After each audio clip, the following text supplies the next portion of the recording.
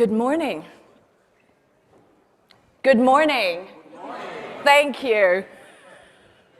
Come on, you don't have an excuse that you haven't, you've had your lunch and you're feeling full and therefore you're not awake. It's morning. Hope you had some coffee and, ready to go. The second day of the first ever global conference on sustainable livestock production, transformation. Yes, transformation. Thanks, Shin. Now, my name is Tin Lai Wen, and I'm going to be the moderator for this morning's session, which is focused on better nutrition, right? We all know that nutrition, a good, nutritious diet, is essential for our health and our well-being. But the world is seriously off track when it comes to tackling the multiple forms of malnutrition. Hunger and obesity are rising in all parts of the world. Whether it's rich or it's poor, how can animal source foods help? Can they help? Well, that's what we're going to be discussing today. There'll be two parts to this morning plenary. The first part is going to focus on animal source foods' role in health and nutrition, and the second one is going to focus on food safety and a little bit of a looking into the future.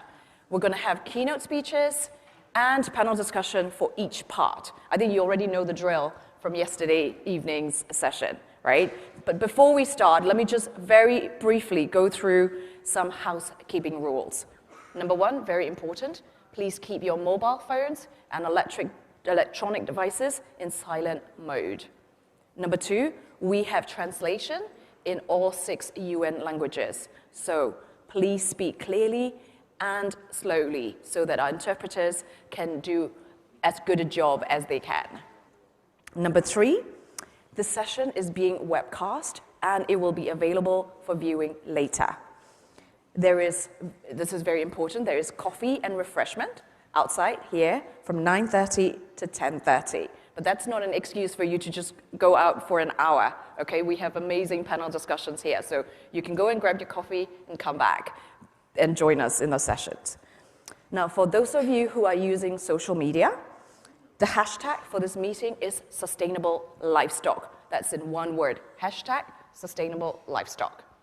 Now, without much further ado, we're going to start this session with a short video on better nutrition. Can we get the video, please?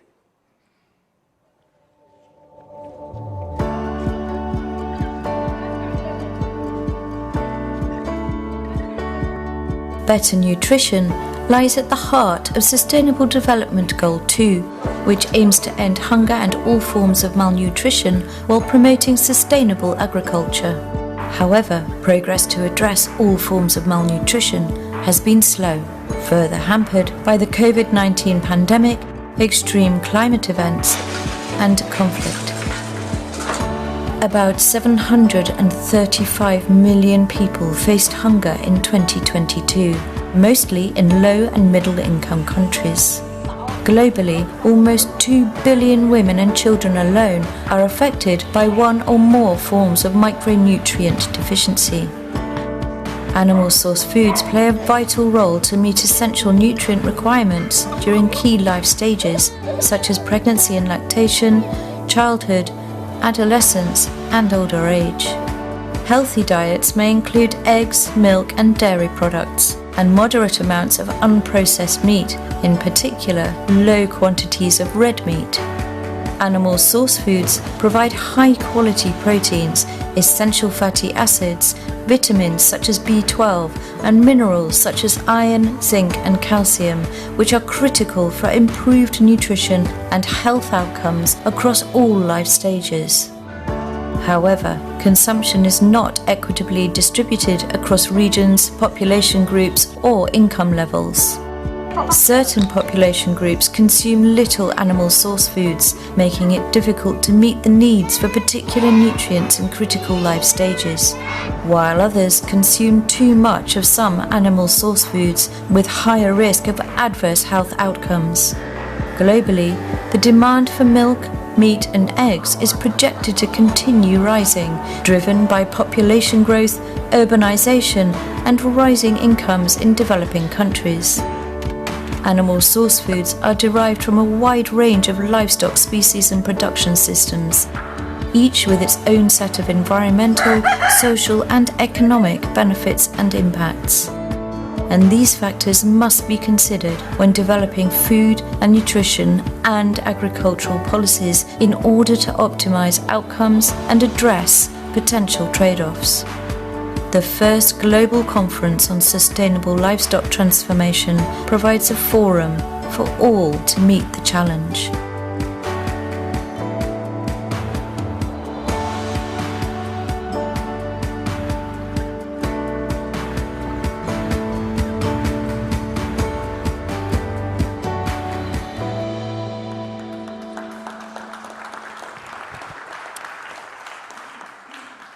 Thank you. I'd now like to invite the chair for this session, His Excellency Carlos Czerniak, who is chair of the FAO Subcommittee on Livestock. He's going to set the tone for what's to follow for this discussion.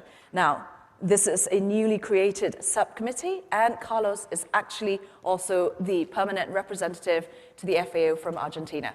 Carlos?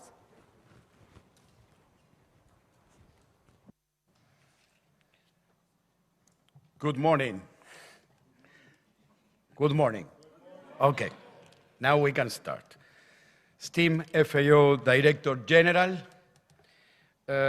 distinguished minister, high-level authorities, and national representatives, my dear friend Tanawa Tianxin, the leader of this conference, and all your team that did a great job to have this conference really here right now. Thank you for all.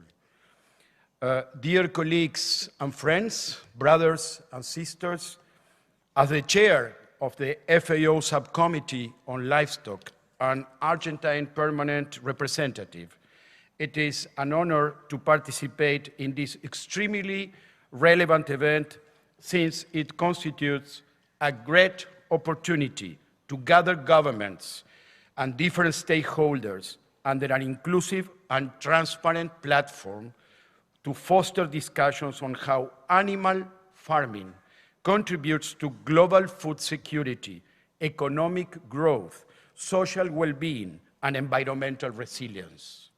In this view, this session acquires particular significance since the nutritional dimension of livestock production represents a crucial pillar for achieving SDG 2 of the Agenda 2030. A couple of months ago, with the collaboration of the subcommittee, FAO kicked off a scientific-based discussions on this central topic by publishing the report Contribution of Terrestrial Animal Source Food to Healthy Diets for Improved Nutrition and Health Outcomes.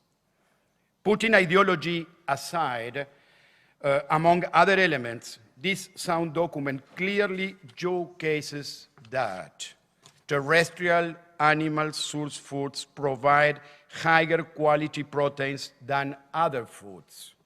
The consumption of terrestrial animal source food has been shown to counteract the effects of anti-nutrients found in plant-based food. Milk and dairy products intake by school-age children and adolescents increases height and reduces overweight and obesity. In short, it's evident that animal proteins are vital and at the same time irreplaceable to guarantee improved nutrient status, enhance human immune systems, and promote healthy physical and cognitive growth, in particular within pregnant and breastfeeding women, infants, children, adults, and other adults.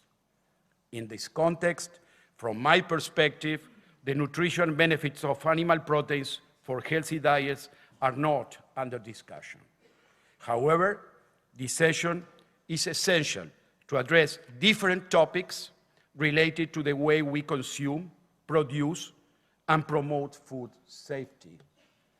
Throughout the deliberation of our distinguished panelists, hopefully, we will learn how we can create consciousness on the need to promote sustainable consumption patterns.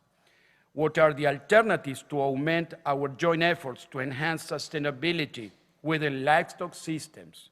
And of course, how we can keep ensuring food safety of animal source food, including within international trade.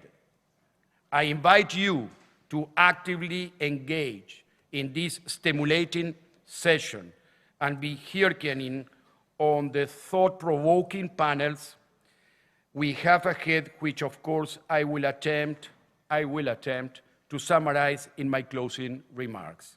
Wishing you an exciting event. I thank you very much for your attention. It's really an honor for me to start with this panel. Thank you very much.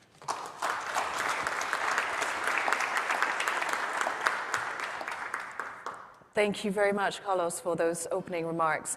It's now my pleasure to invite Laura Iannozzi, Professor of Public Health at the Washington University in St. Louis, to give her keynote address. Now, Laura has spent years researching on the effects of animal source food on health and nutrition in Africa and South America, and she's going to tell us about all the things that she's found.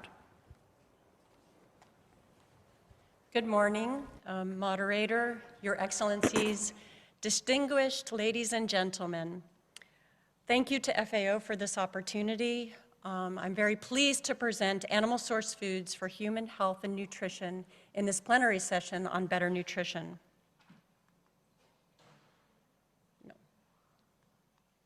Voila. The presentation covers the global nutrition situation as it relates to animal source foods, nutrient composition and value of ASF, the health effects of ASF in the life course, food safety of ASF and foodborne disease, briefly, that will be covered later in the session. And then it concludes with gaps in the evidence base, emerging topics, and 6 key messages.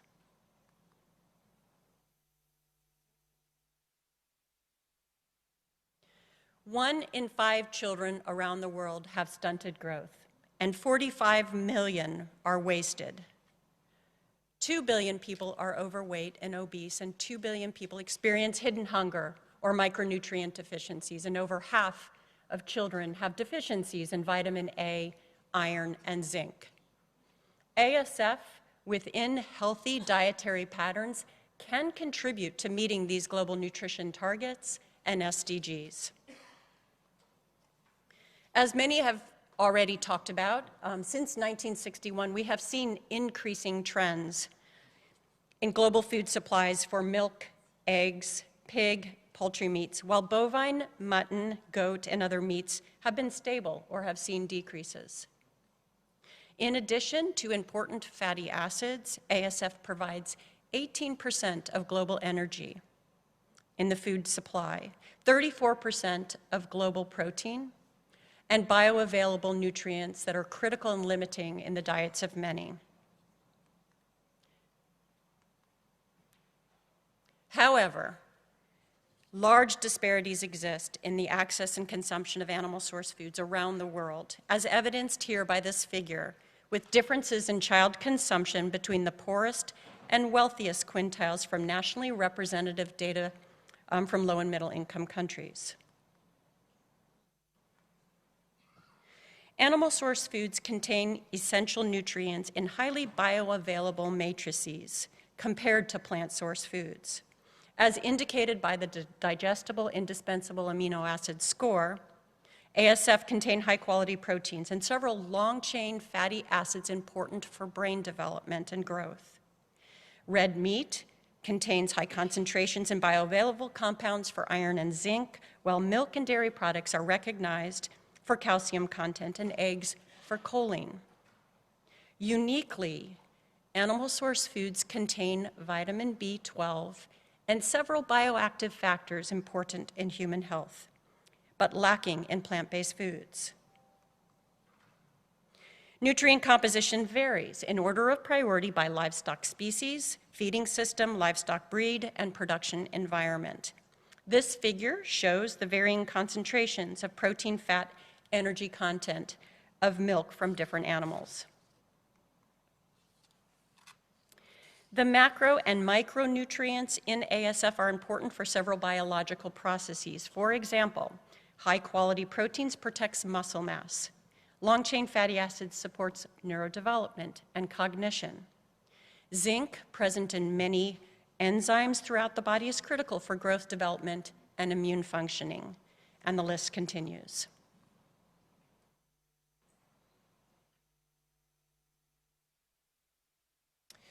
Animal source foods, different phases of the life course have unique nutritional requirements, and ASF can confer health benefits and risks. Here I list the life course phases that we reviewed in the assessment. Through a systematic review process, we found substantial evidence shows consumption of milk and dairy products are associated with positive nutrition and health outcomes across all life phases, specifically for pregnant women for increased birth weights, school-age children and adolescents for increased height and reduced overweight and obesity, for adults, decreased risk of all-cause mortality, hypertension, stroke, obesity, type 2 diabetes, colorectal cancer and breast cancer, osteoporosis and fractures, and among older adults with decreased sarcopenia, fractures, frailty, dementia, and Alzheimer's disease. We found that egg consumption showed a positive association for nutrient intakes for women of reproductive age and increased growth for young children in some contexts. Regarding meat, there is evidence on improved iron status in adults and among older adults from high-income countries for lean meat on improved muscle health. There are also some risks associated with ASF. Even very low consumption of processed meats can elevate the risk of mortality and chronic disease outcomes, including cardiovascular disease and colorectal cancer. Synthesized findings from risk analyses shows that modest amounts of unprocessed red meat may have a minimal health risk. Evidence is inconclusive or non-significant for milk consumption in association with coronary heart disease, eggs and blood cholesterol related to coronary heart disease, stroke, hypertension, and poultry meat in association with stroke.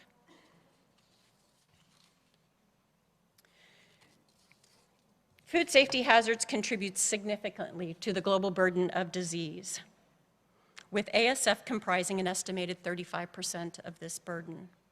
The cost of unsafe food to to low and middle income country reaches an estimated $110 billion per year. ASF foodborne disease arises from intensification of livestock production, increased inputs from feed and veterinary medicine, and increased length of the food chain. Listed here are the biological hazards to ASF safety, including bacterial, parasitic, and viral pathogens. Chemical contaminants include agrochemicals, veterinary medicines and residues, heavy metals, and natural toxins such as aflatoxin. Solutions to ASF food safety should include,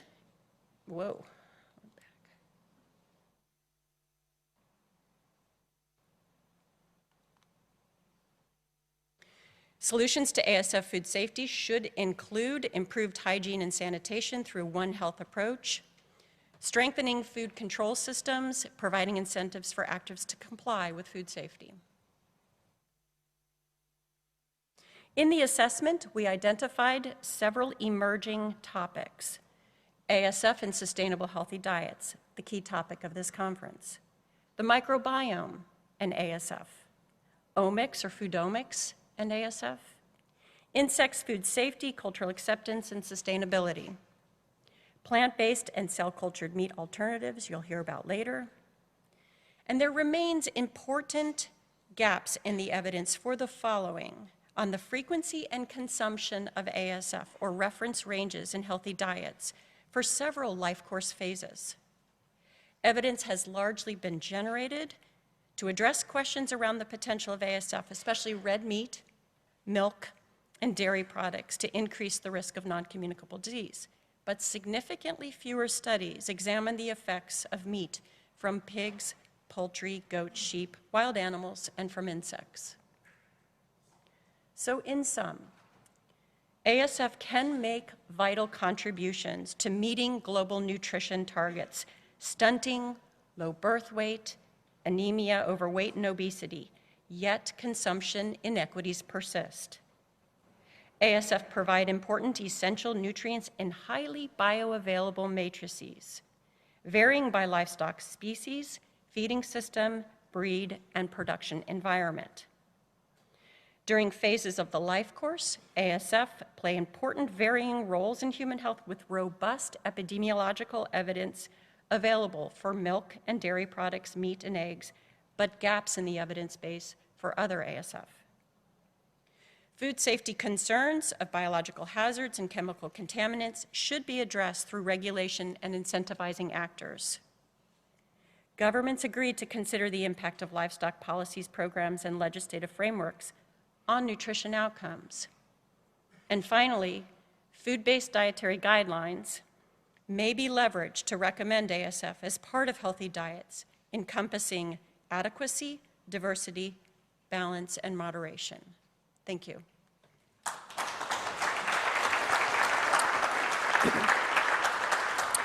Thank you very much, Laura. We have a couple of minutes if there's any burning questions about Laura's presentation and research from the floor.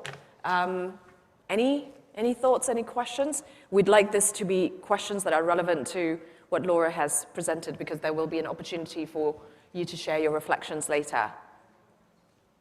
Going once? Going twice? I do have a quick question for you, Laura.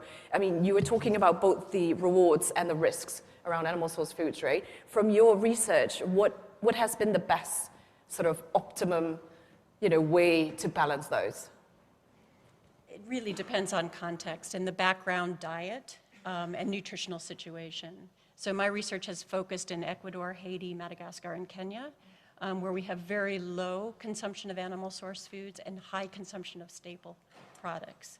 And as was discussed in the introduction, those staple diets, including maize, have phytates and anti-nutrients that interfere with absorption. Animal source foods can protect against that and help people metabolize and absorb nutrients better. Great. That's really interesting. And, because I come from Burma, Myanmar, whatever you want to call it, where there's so much consumption of rice, above and over everything else. So I totally understand where you're talking about the inequality and the differences in terms of consumption levels. Thank you very much, Laura. Can we get a round of applause? Oh, is there actually a question? Oh, yes, Laura, sorry, there's actually a question. If you don't mind coming back here. If you could keep it short and sweet. Yeah, sorry, Laura. Michael Lee here from the UK, representing Animal Task Force and Global Farm Platform. Laura, thank you for a fantastic presentation. You gave an example of some of the benefits and issues associated with animal source foods, particularly associated with stunting and possibly looking towards low to middle income countries. Could you comment on issues associated with micronutrient deficiency in developed nations? We're seeing increased levels of iron deficiency, particularly in young women. We see it in the UK, and we see some perverse outcomes associated with it, advertising supplements instead of a balanced diet. That's an excellent question. I'm glad you raised it. My expertise is in low-income contexts. However, you're absolutely correct. Iron deficiency is one of the most prevalent micronutrient deficiencies around the world. And we do see, in my own city of St. Louis, we see the problem of hidden hunger. And that's because of poor quality diets.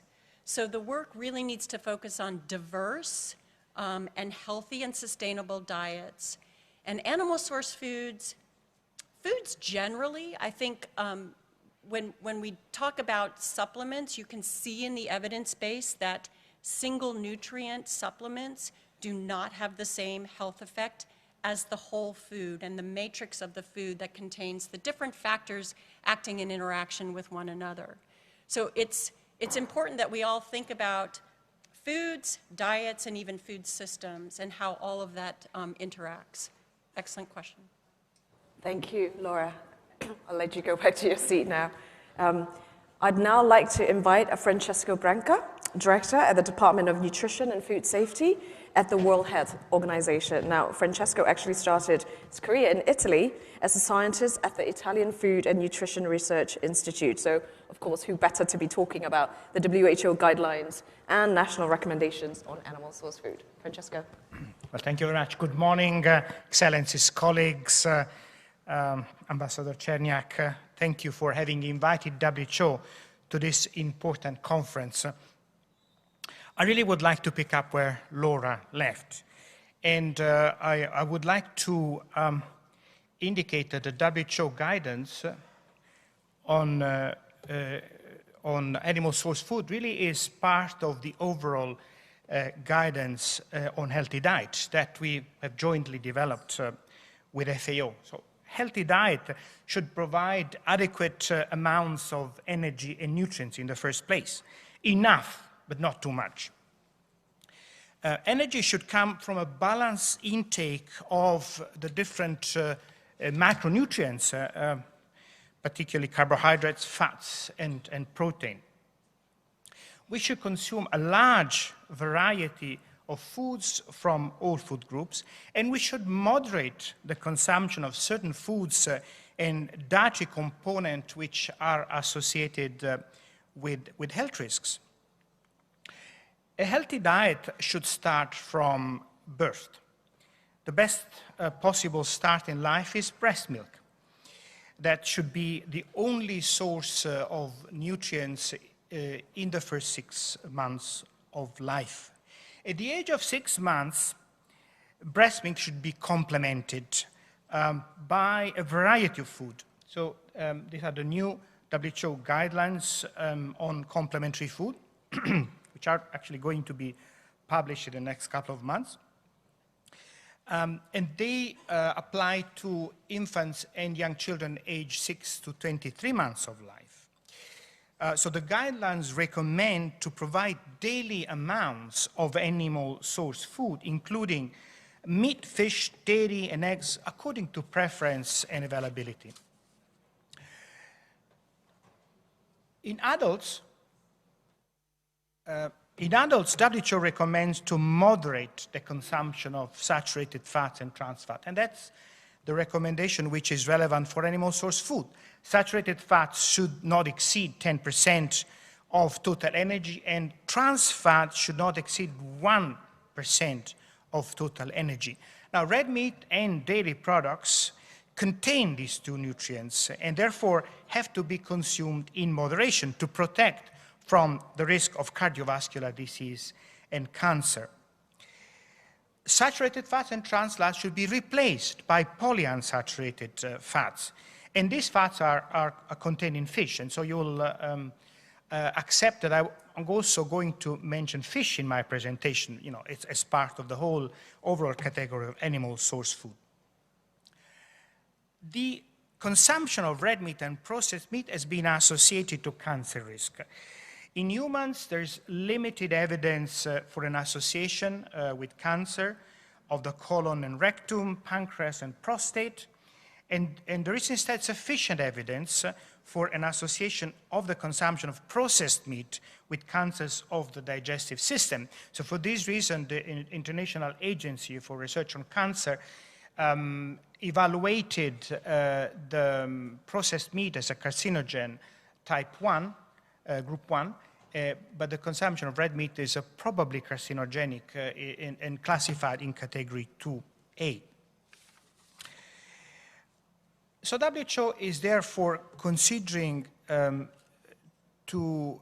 recommending to consider both the risk and benefits to health when deciding on red meat consumption.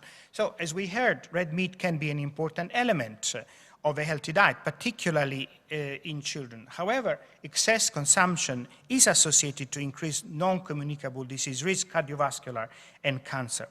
So current dietary recommendations around the world suggest consumption of 100 to 500 grams per week. You know, you heard already from Laura, 9 to 71 per day. In upper middle income countries, these levels are exceeded. So a moderate reduction in the order of, we've calculated about 14%, would result in 65,000 less attributable deaths every year. So of course, when we consider the health impact of red meat consumption, we need to consider all the other aspects that I was also mentioned in Laura's presentation, the impact of intensive farming on antimicrobial resistance, the indirect impact through the impacts on planetary resources and greenhouse gas emissions, which we'll be discussed in the next session, actually, and of course the impact on food safety. So I said I would speak about fish, and we also need to consider risk and benefits when we recommend the consumption of fish. Fish is a good source of energy, protein, and many essential nutrients, and particularly the long-chain polyunsaturated fatty acids. So fish consumption reduces coronary heart disease mortality, but also fish consumption has positive impact on brain development. At the same time, fish, in particular predatory fish such as salmon, may contain some contaminants, and so the consumption should be moderated at particularly certain life stages during conception. So in summary, WHO's guidance points to both benefits and risk in the consumption of animal source foods. The benefits include the content of precious nutrients such as micronutrients, proteins, and polyunsaturated fatty acids. The risks are related to excess consumption, particularly of red meat and processed meat. WHO and FAO indicate, and you heard it during the introductory video, that moderate amount of eggs, dairy, poultry, and fish, and small amounts of red meat can be part of diets that are both healthy and sustainable. As you can see in the, I hope you can see, if you look at the screen, it's easier, in recommendation number 4 of the FAO-WHO framework on sustainable healthy diet. However, and this is the global burden of disease, again, it's small print, but you can look at the screens. Current consumption levels could be modified to improve health and reduce the burden of disease. So diets would benefit from a higher consumption of plants and seafood, possibly dairy, more dairy, and a lower consumption of processed and red meat. Of course, this is on a global scale, and specific recommendations should be given in specific context. So really, I'd like to close by saying that multiple dietary patterns can satisfy the basic principle of healthy diet, and context-specific food-based dietary guidelines need to be developed to provide specific recommendation on the consumption of animal source food and on required direction of dietary change in each specific context. Thank you.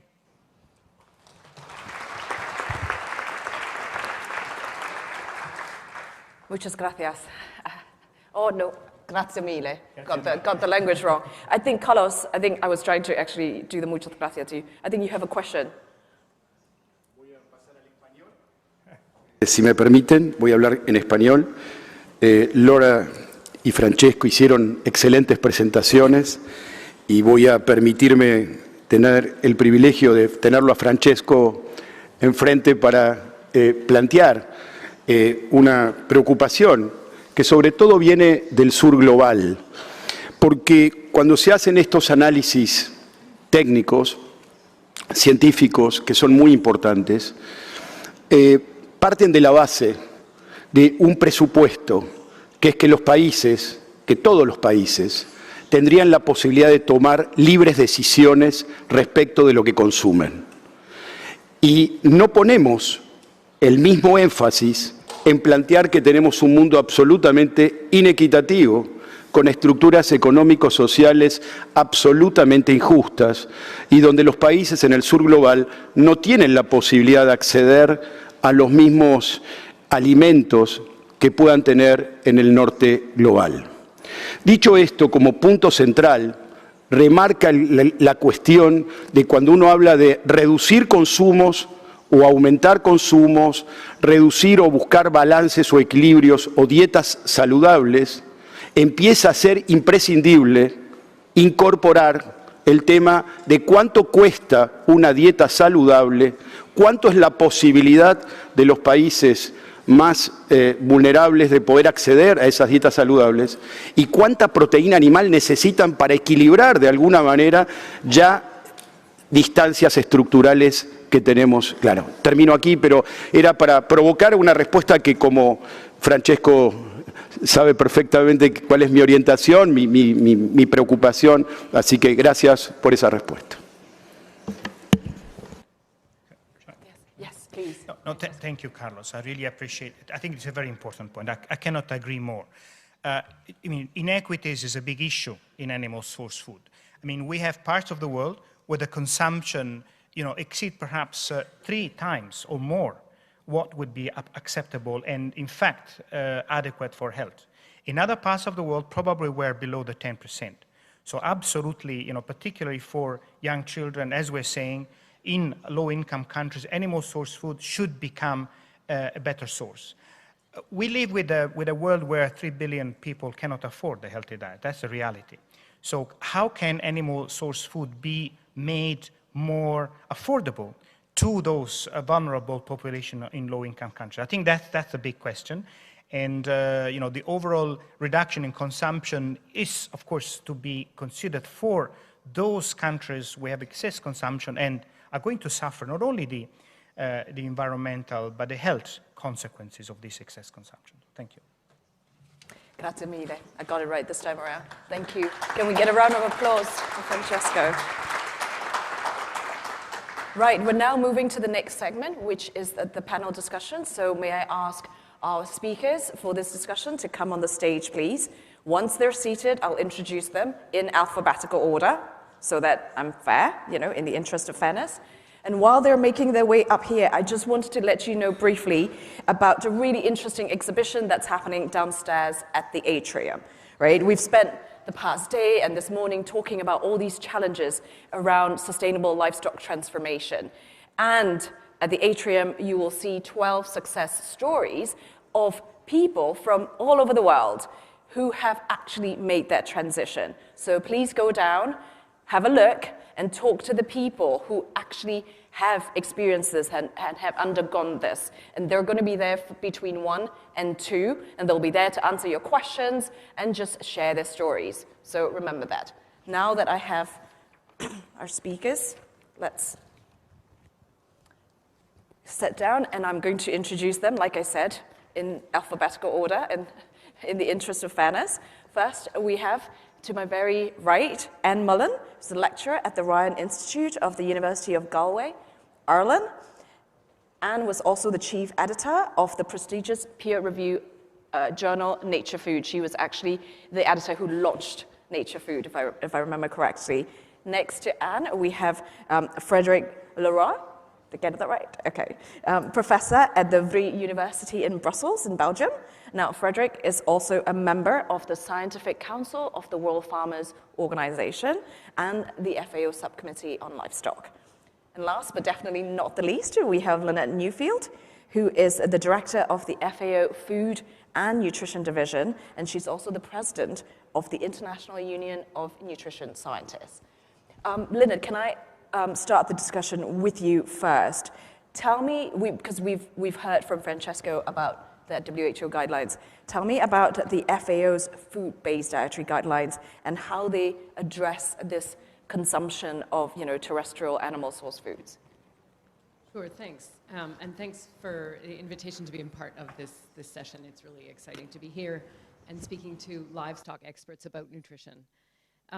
So food-based dietary guidelines are national guidelines developed in countries that help us to operationalize those 4 principles of adequacy, moderation, balance, and diversity into what people will consume in that context, considering food availability, food affordability, right there, okay, culture, tradition, preferences, and all of those other factors that we know influence what people eat.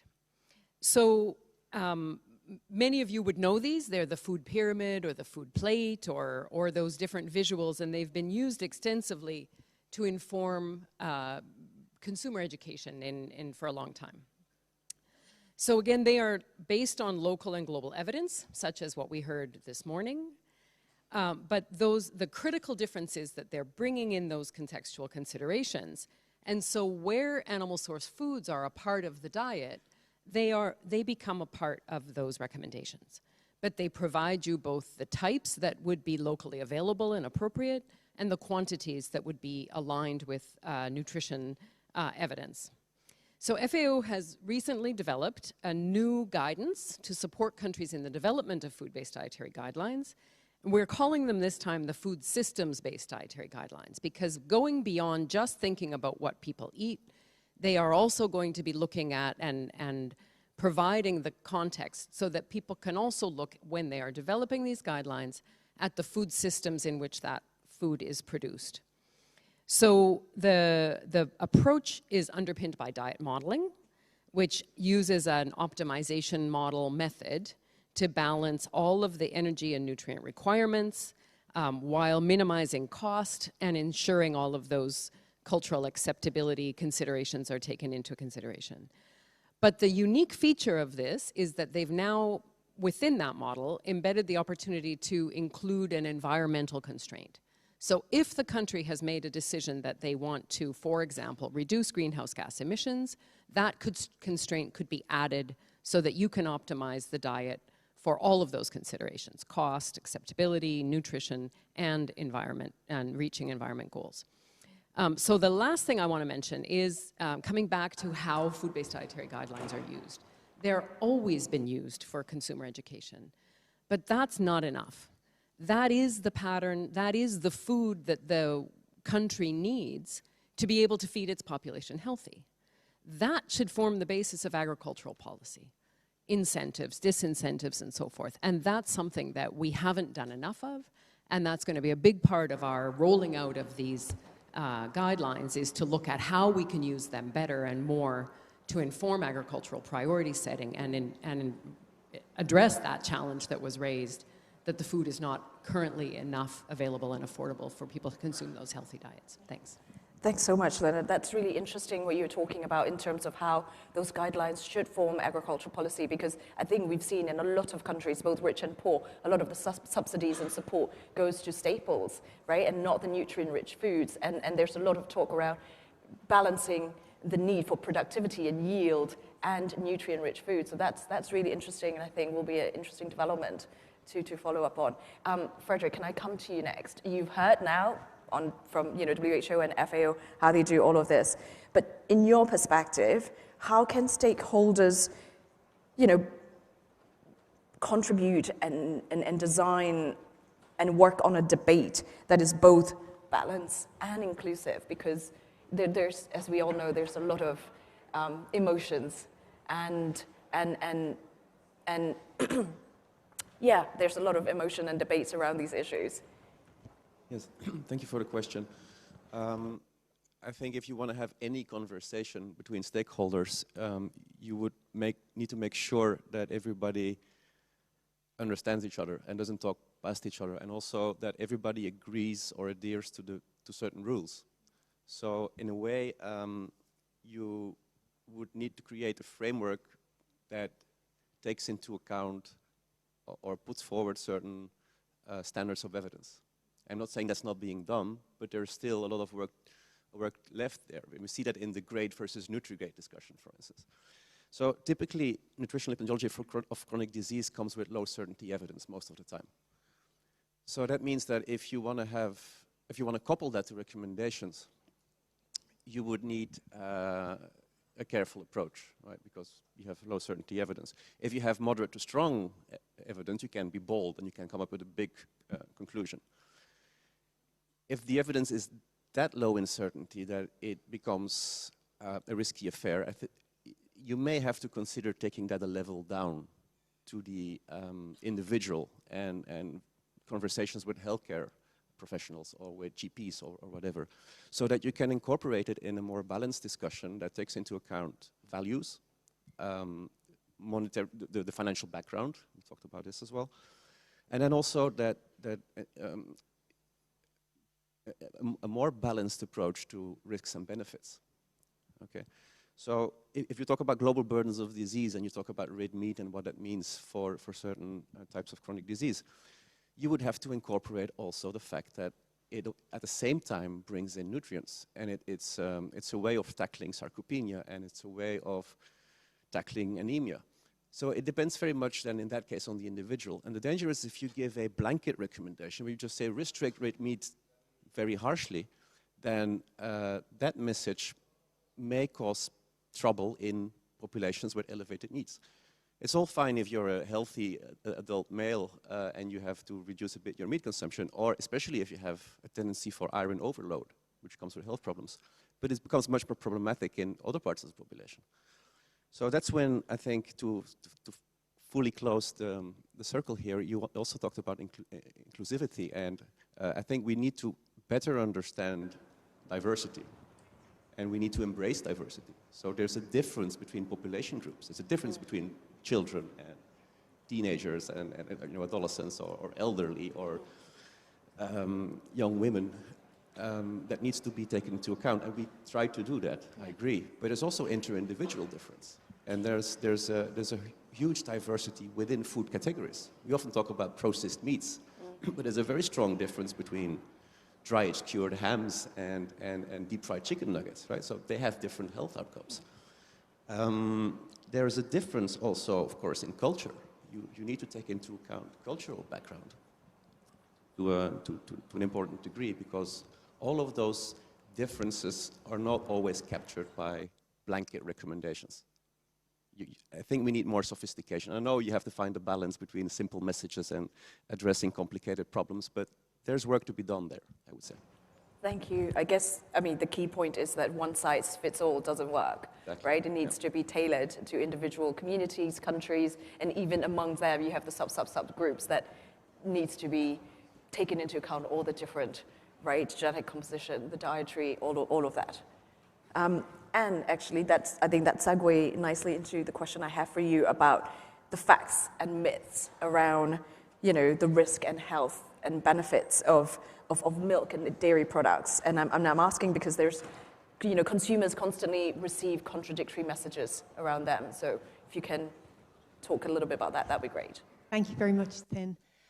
So yeah, I'm delighted to talk about that topic because it does resonate a lot with what Dr. Iannucci said, but also Francesco, what he said as well. I just want to preface my contribution by saying I was the Director of Nutrition for the Great British, or for the Dairy Council of Great Britain between 2014 and 2018.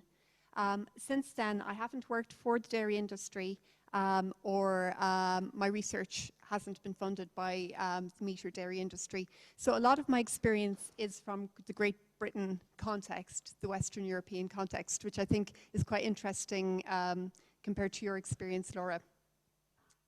So I think for consumers and citizens, the entry points, we need to consider the entry points, and I think the term myth should be avoided because as health promotion experts, we should meet people with the knowledge they have. I don't believe in facts or myths in science.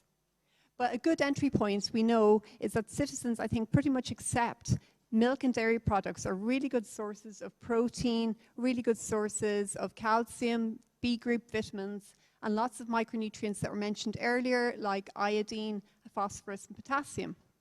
I think that's well understood. But the entry point where things become a little bit more ambiguous in the Western context particularly is around saturated fat.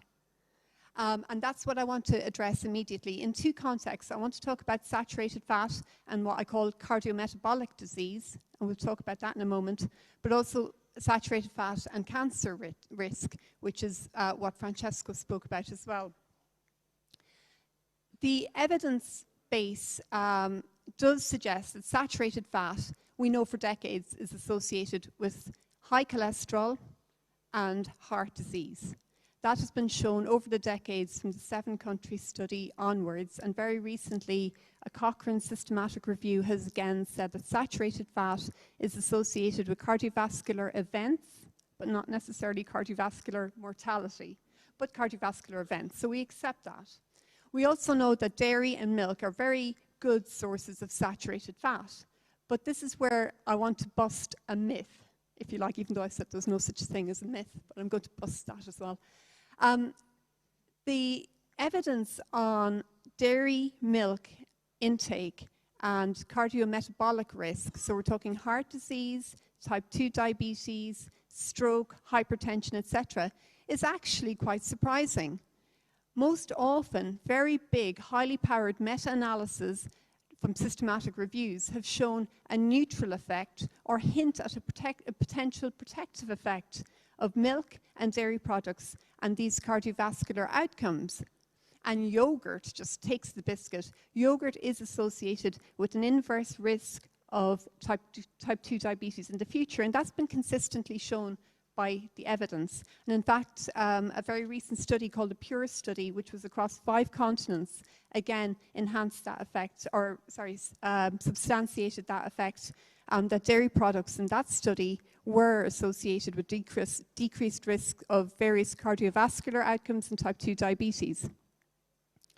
And there are many mechanisms which we can go into that, but it's just to highlight the point that dairy is not to be equated with saturated fat. It is more than the sum of its parts. And some of my colleagues have spoken about the matrix effect, which I hope we'll get onto again later on. In terms of cancer risk, dairy also with consumers, it's an area where truths need to be elaborated, I think. The World Cancer Research Fund, for example, has shown that dairy and milk and dairy products, there's strong evidence to suggest they're protective against colorectal cancer.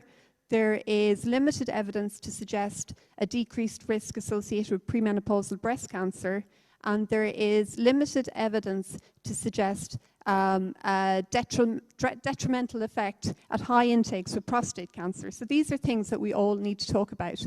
But that's translated by the media as dairy is scary, and we really need to work on that. Do I have just a minute more, or shall I? I do have a quick follow-up question. Maybe that might fit with what please. you needed to add. So, thanks for busting those myths. And I know that sometimes scientific uncertainty doesn't translate well when you write and make it understandable to. And that's the thing that we always come up with as journalists. Like, how do we make it understandable but still be accurate? And we often don't get it right. You've talked about the misunderstandings or the confusions around it. But perhaps, very quick follow-up, you could also talk about the other aspect and the nutritional, the positive aspects of it in addition to what it prevents as well. Yeah. So yeah, I mean, a nice bridge to that is telling or communicating with citizens, as I said earlier, meeting them with their knowledge base and where they are. And I think more and more we need to kind of communicate in a more clever way with citizens through social media use, for example. And also, we know that teenagers and we know that parents go straight to Dr. Google. We know that when there are issues. So we need to, the dairy industry and healthcare professionals need to communicate more effectively and meet citizens with their tools. And there are a lot of good news stories across the life course. For example, it was mentioned earlier that in the early years, dairy and other animal source foods are excellent in that window where stunting can become a problem. So stunting before the age of 2 years of age is very difficult to reverse.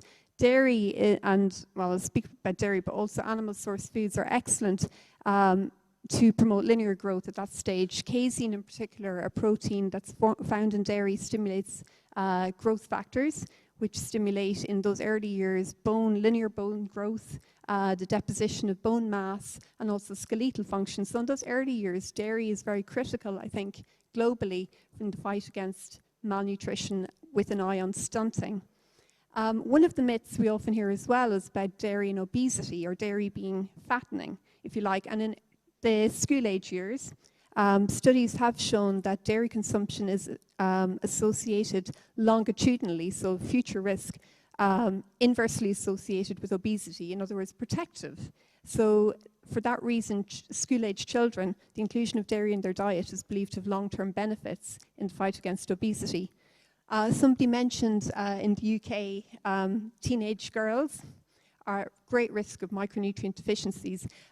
Consumption of dairy tends to plummet among teenage girls and boys in the United Kingdom, where I worked.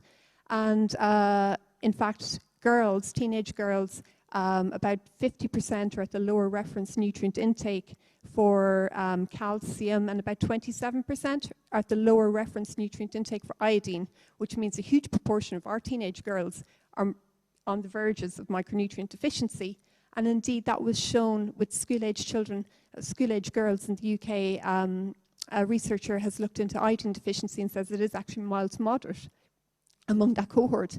And that has impacts later on in life for prevention of bone fractures, of osteoporosis, etc., but also for pregnancy, because low intakes of iodine and low iodine status in pregnancy has been associated in the UK again among mothers with outcomes, adverse outcomes in cognitive ability, in reading, in reading scores, writing scores, etc., among their children. So these are just some of the life course stages where dairy is critically important. I think Francesco also mentioned age-related sarcopenia, and that's the decline of muscle function and strength in older age. And dairy and milk products have actually been shown to mitigate some of those effects. So yeah, that's kind of the life course aspect. Thanks, Anne, for a very short and intensive course on giving all of us a bit of a course on the the nutritional aspects of dairy. Really appreciate that. Frederick, can I come back to you again? I mean, we've talked a lot about research, right? Laura has talked about it, Francesco has also talked about it, and Anne has talked about the importance of research in trying to establish some of these issues. I want you to talk about interdisciplinary research, particularly in linking, sustainable production with sustainable consumption. What needs to be done? Is there, first, I guess, is there enough of it? If not, what needs to be done so that we can get more of that? Yeah. There's certainly not enough of it. I'm a strong advocate for more interdisciplinary research. And but in the interest of time, I will give you a short answer, and I would say I see two lines of integration that still need a lot of work. And the first one is between the environmental and the nutritional sciences. Very often in these sustainability assessments we're doing, we are using very rough estimates on the nutritional level. So we have this promising field of nutritional LCAs where new metrics are being developed. I think that's very important. I think we should put a lot of emphasis on this. And then a second thing is the integration between, I would say, the biological and the cultural anthropology. So the human body on the one side and culture on the other side. Because you can come up with as many recommendations as you want. If the cultural background doesn't accept it, it will not be taken up.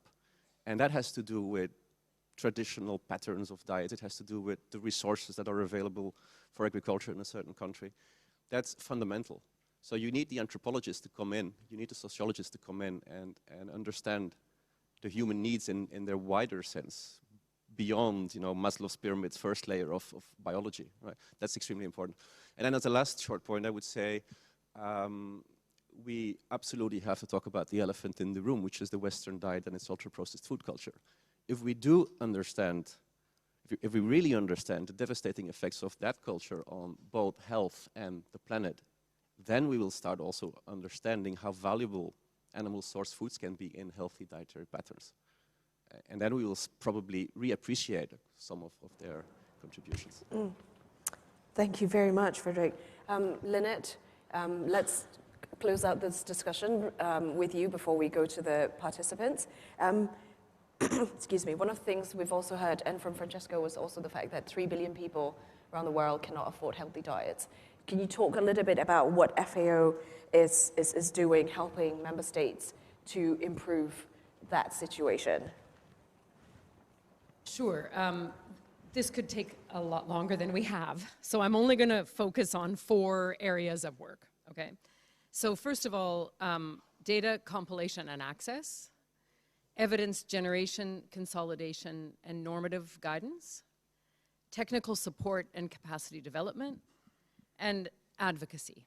So let me just give you a couple examples, and of course I'm going to focus on examples of nutrition, but of course all of our, and this is where, from my perspective, that advocacy is so fundamental. I can scream in a room forever about improving nutrition, but it will only ever happen if we work with livestock and plant production and fisheries and all of those other divisions within FAO, and that's both the challenge but also the exciting thing at FAO. So advocacy is in-house, it's in countries, and it's global. To elevate the importance of nutrition, to really explore and find the ways that we can work together to address some of these issues. So that's a big part of our agenda, to go to that one first. Climate, I forgot to mention climate. How could I forget that? There are so many things that would be win-win for health and nutrition and for the planet if we could just work together better and make those move forward. Okay, so on data and compilation, we've talked a lot about what people eat, but the truth is, in many countries, we actually don't have that data, shockingly. We have very old data from dietary surveys or very rough estimates that are done at national level from the food balance sheets, the supply and utilization accounts, and then a lot of assumptions to say per capita availability, or we use household income and expenditure surveys that tell you what's in the household. But from decades of work in nutrition, we know that neither national data nor household level data truly gives us the sense of the inequalities in consumption. We know that not every member of that household eats according to what is their fair share, shall we say, according to the proportion that's in the house. So we need data on dietary intake of the populations that we are concerned about: women, children, adolescents. It's phenomenal. I could talk about this for hours, but I won't. But I want to just highlight 3 tools and things that we are doing in collaboration with many of you here from the countries. One of them is the WHO FAO GIFT platform, where we make the data that is available on individual level consumption available publicly. So you can see both the data itself, and you can actually download that data and use it, but you can also see summary statistics of how certain indicators of healthy diets there. We are the coordinators of the InFoods Network, which is a network of people working on food composition, because that's another big challenge. There's a lot of foods that we don't have accurate data on the composition of, and a lot of, you mentioned highly processed foods, ultra-processed foods.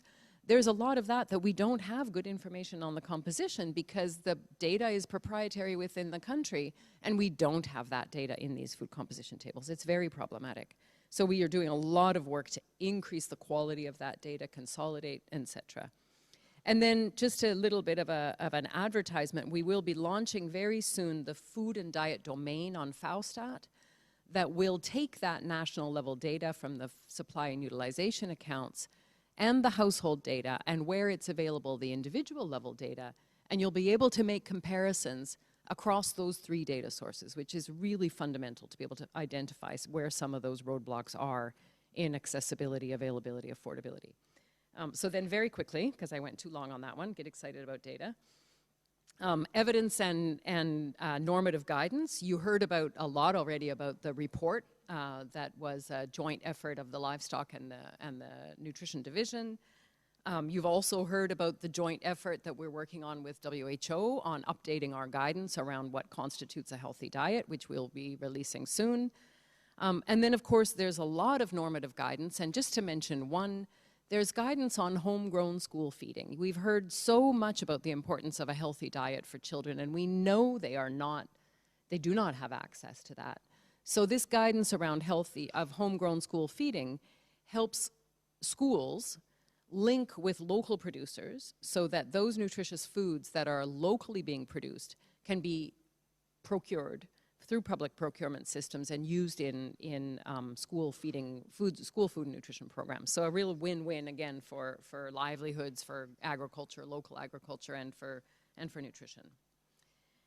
Technical support and capacity development, just to name a few. Obviously, the food-based dietary guidelines is a big body of work within FAO. We support countries in the process of development. And then just to name one other, because you asked me to speak specifically about vulnerable populations, we worked with many partners, including our office in Kenya, on a program that they were working on that provided feed to the very vulnerable populations in the arid north that are nomadic livestock pastoralists, exactly. So what we did in that particular initiative was to embed nutrition education together with that feed and other skills development and so forth that was done, and then measured the benefit for growth and development of children. And no surprise to those of us who've been working in nutrition for 30 years, there were benefits accrued to those children just by adding some nutrition education so that they could provide those foods in the quantities and the varieties that are appropriate, age appropriate, right? Small children need special ways of receiving food. And then just to end off, we have an e-learning academy at FAO that is just peppered with courses. It's phenomenal, and I think we probably do need to do a little bit more on helping people identify which ones of those. We've worked on ones that help people plan and think about what are the pathways towards joint nutrition outcomes together with climate or other, and how do you actually think about that and plan so that you can bring nutrition into agriculture, bring nutrition considerations into agriculture. But there's, courses and trainings with small and medium-sized enterprises that are producing nutritious foods, reducing food loss and waste, reaching low-income consumers, preparing people for those public procurement programs like I mentioned with school feeding. So I think I'll stop at that. Okay. I could sit here all day and ask you lots and lots of questions, but I think it's only fair that I actually ask, the conference participants to also ask you questions or share, reflections and statements. And we have about, I think, 10, 15 minutes, which is a reasonable time. I see that the gentleman from the UK, are you interested in asking a question again? The only thing I would request is to keep your reflections and questions to maximum of 2 minutes, please. We want to have as many people able to, respond and ask questions. Thank you. Please go ahead. And I see the back. Yep, after this gentleman will come to you. Thank you. Yes, thank you. Michael Lee again from the UK, representing Animal Task Force and Global Farm Platform. I just wanted to ask the panel to expand a little bit more on Frederick's point about the danger of simplistic guidelines not taking into account nutritional variability and need. So take, for example, the Eat Lancet diet, food for the Anthropocene, which was lauded as an environmentally sustainable diet, but the diet has been proven to be nutritionally deficient and also questionable when assessing its environmental assessments. So why specifically is the nutritional community not louder in emphasising the danger of a nutritionally deficient diet that could be lauded as a pathway? Because so many communities are still using it as a starting point, and I think that's really dangerous, and particularly within this community where we're talking about pathways for sustainable livestock, and we're getting a lot of noise about a diet which seems to be more ideologically driven rather than environmentally and nutritionally driven. Thank you. Sorry, I think we'll take maybe 3 questions. Or reflections, and then so that we can take as many as possible. The gentleman at the back just now, yes, please go ahead. Council, Per Eder, member of Scientific Council of the World Farmers Organization. We just heard that up to 500 grams of red meat consumption per week is safe. And at the same time we heard that if the upper and middle income countries would be reducing their red meat consumption, we could be saving 65,000 people per year, I guess. So I assume there must be a mathematical error here because there's so few people in the world who eat more than 500 grams of red meat per week that we can't even measure it. I don't think the number reaches even 1 million. But out of that lack of 1 million, 65,000 seem to be dying each year. So I wonder, how does this mathematics add up that red meat consumption above 500 grams a week is so toxic? The lady at the back, please. Thank you. Yes. Good morning. I'm Robin Alders, resource person with the FAO and from the Australian National University. During the conference, a number of people have highlighted the importance of micronutrients, bioavailable micronutrients, beyond talking simply about high-quality protein. I would like to ask the panel your suggestions for how we would better track what happens to offal. So many of the data sets, including data sets with FAO, focus on dressed carcass, and we're losing huge quantities of key micronutrients by not tracking what is happening with offal. Some countries are much better than others at making sure they're put to good use. Thank you.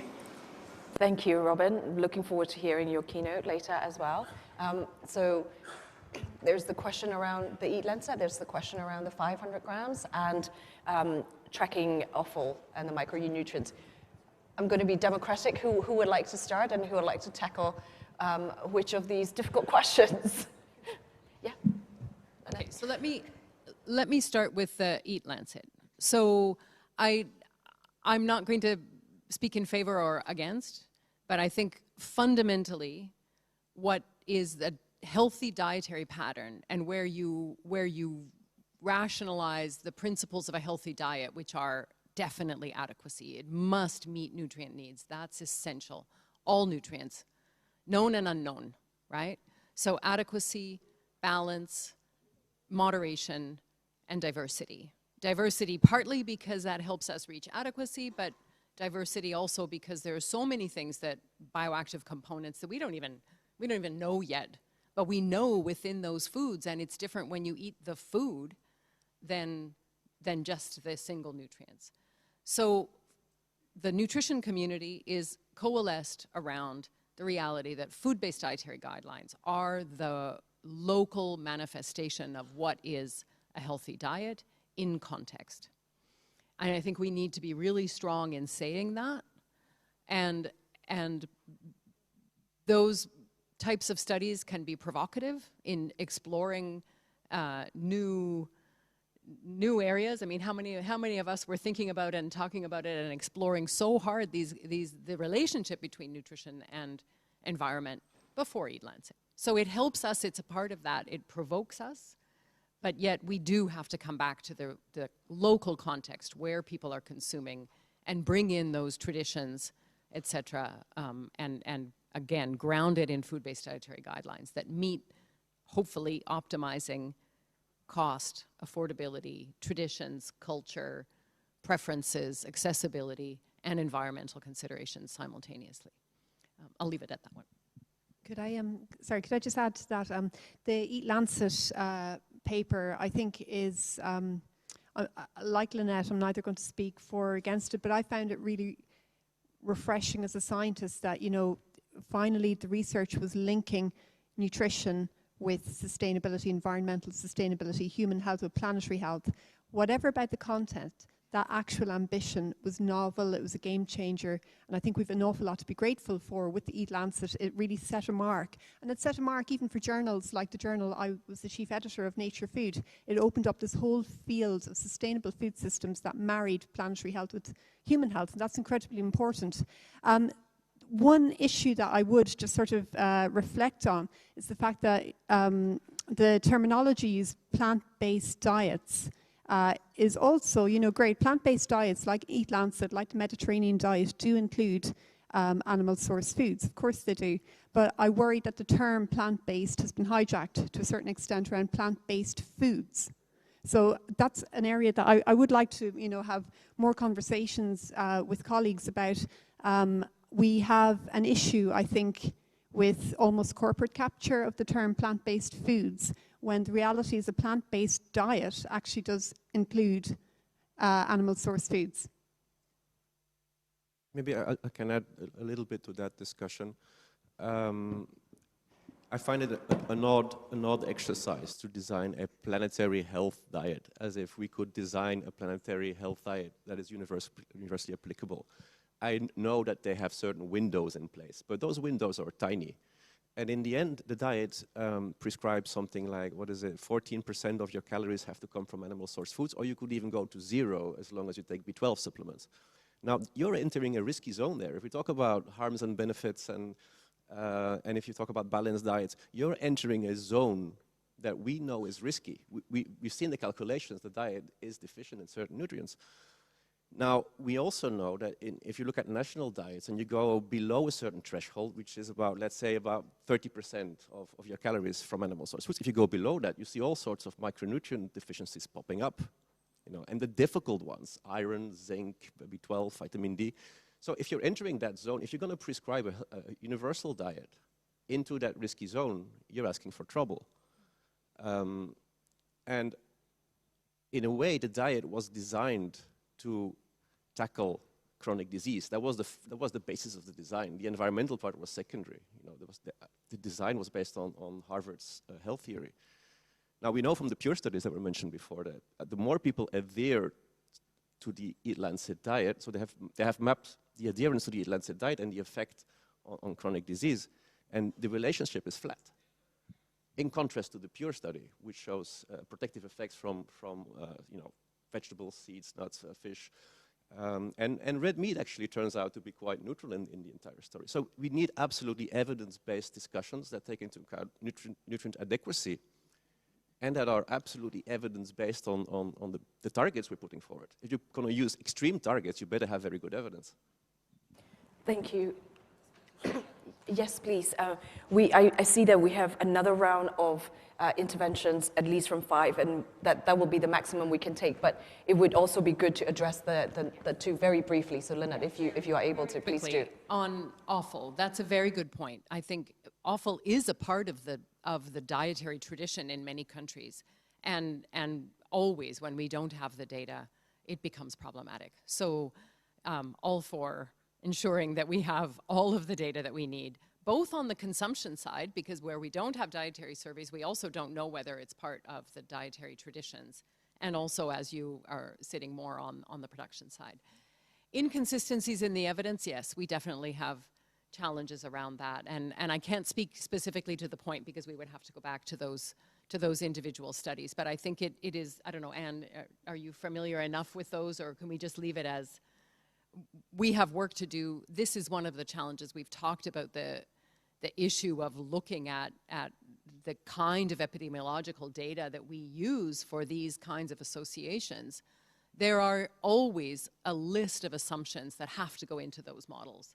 So my recommendation is never forget to read the assumptions that went into it, because that sometimes can help us understand those contradictions. But calling them out and coming back and trying to address them better is absolutely fundamental across all of the work that we are doing in research that way. Thanks. Great, thank you very much, Lynette. Excuse me. We really need to wrap this up as soon as possible, but I see that there's actually quite a few different interventions from the floor, so I would just like to request all of you to be as brief as you could possibly can. We will start with Burkina Faso. Carlos, we'll come to you. Francesco. I know we have Chad as well, and there's also a gentleman over at the other side and a lady over there. And then, we will then see if any of our speakers can respond as briefly as possible to any of those comments. Burkina Faso? You didn't want to speak, or?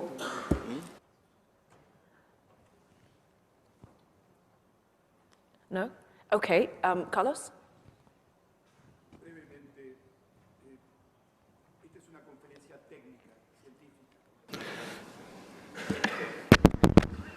Esta es una conferencia técnica, científica.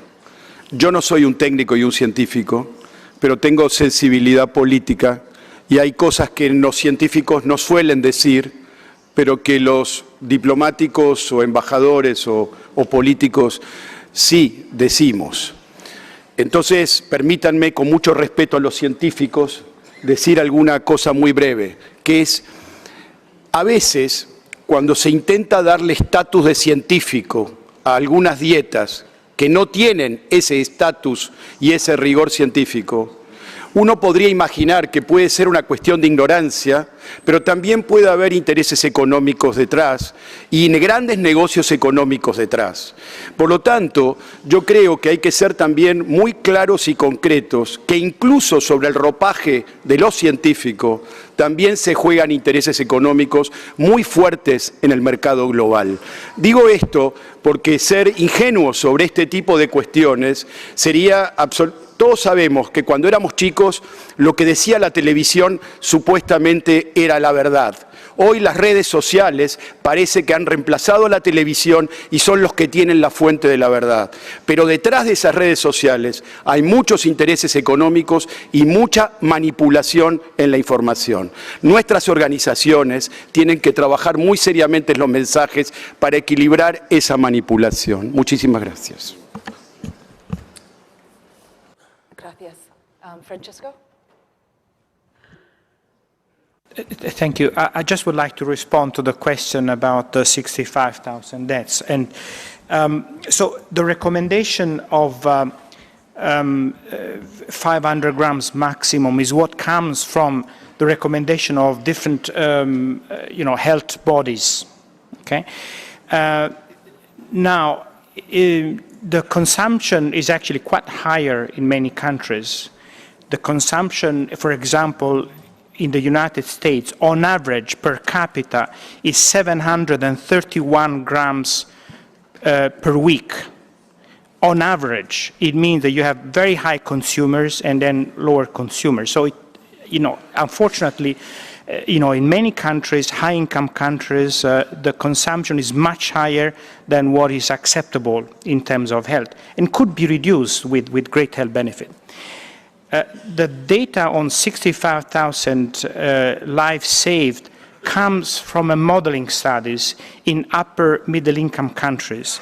And that study indicates that, this is actually a study in response to a potential effect on some price changes through taxation on red meat. Now, replacing 14% of processed and red meat would save 65,000 lives. So that's the result of a modeling study. Thank you. Thanks very much, Francesco, for responding. Can we get the representative from Chad, please? Merci beaucoup. Come over there. Merci aux présentateurs. Bon, moi, je suis Abderrahmane, je suis le ministre de l'élevage du Tchad.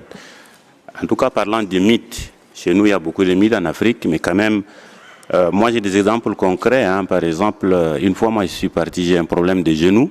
Je suis parti voir un orthopédiste et puis il me dit que vous, par exemple, au niveau de l'Afrique, c'est pas bien pour vous de prendre de lait, beaucoup de lait. Donc, je ne sais pas, est-ce que c'est aussi, on le compte parmi les mythes ou bien encore scientifiquement c'est prouvé, ou encore on nous dit, par exemple, en Afrique, arrivé à un certain âge, à partir de 45 ans et plus, il faut arrêter avec le lait. Donc, tout ça, c'est des informations qu'on a eues, mais maintenant, comme c'est l'occasion, nous voulons un peu des éclaircissements sur ça. Scientifiquement, c'est approuvé ou bien c'est des mythes aussi. Merci beaucoup.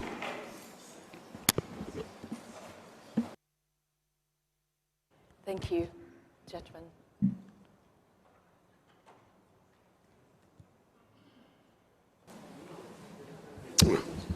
Thank you very much. My name is Kaba, I'm from Ethiopia.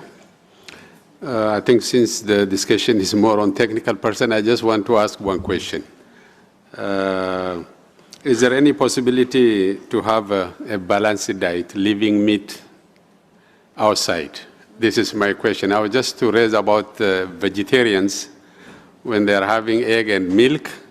If there is any study that shows that by not taking meat in terms of their health or maybe IQ, if the vegetarians are lower than those who are eating meat. Otherwise, is there any scientific background for pushing for meat as one of the important ingredients of the balanced diet? If there is any other balanced diet proportion leaving out the meat. Thank you very much.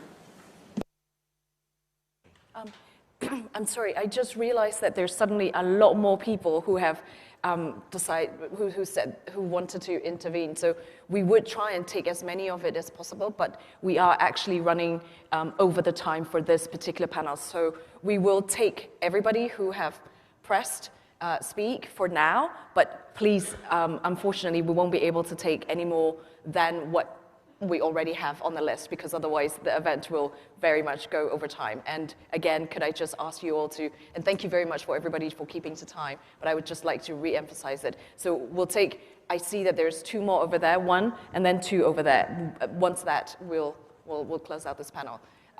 Thank you. I think the lady over right to the far side, would you like to speak?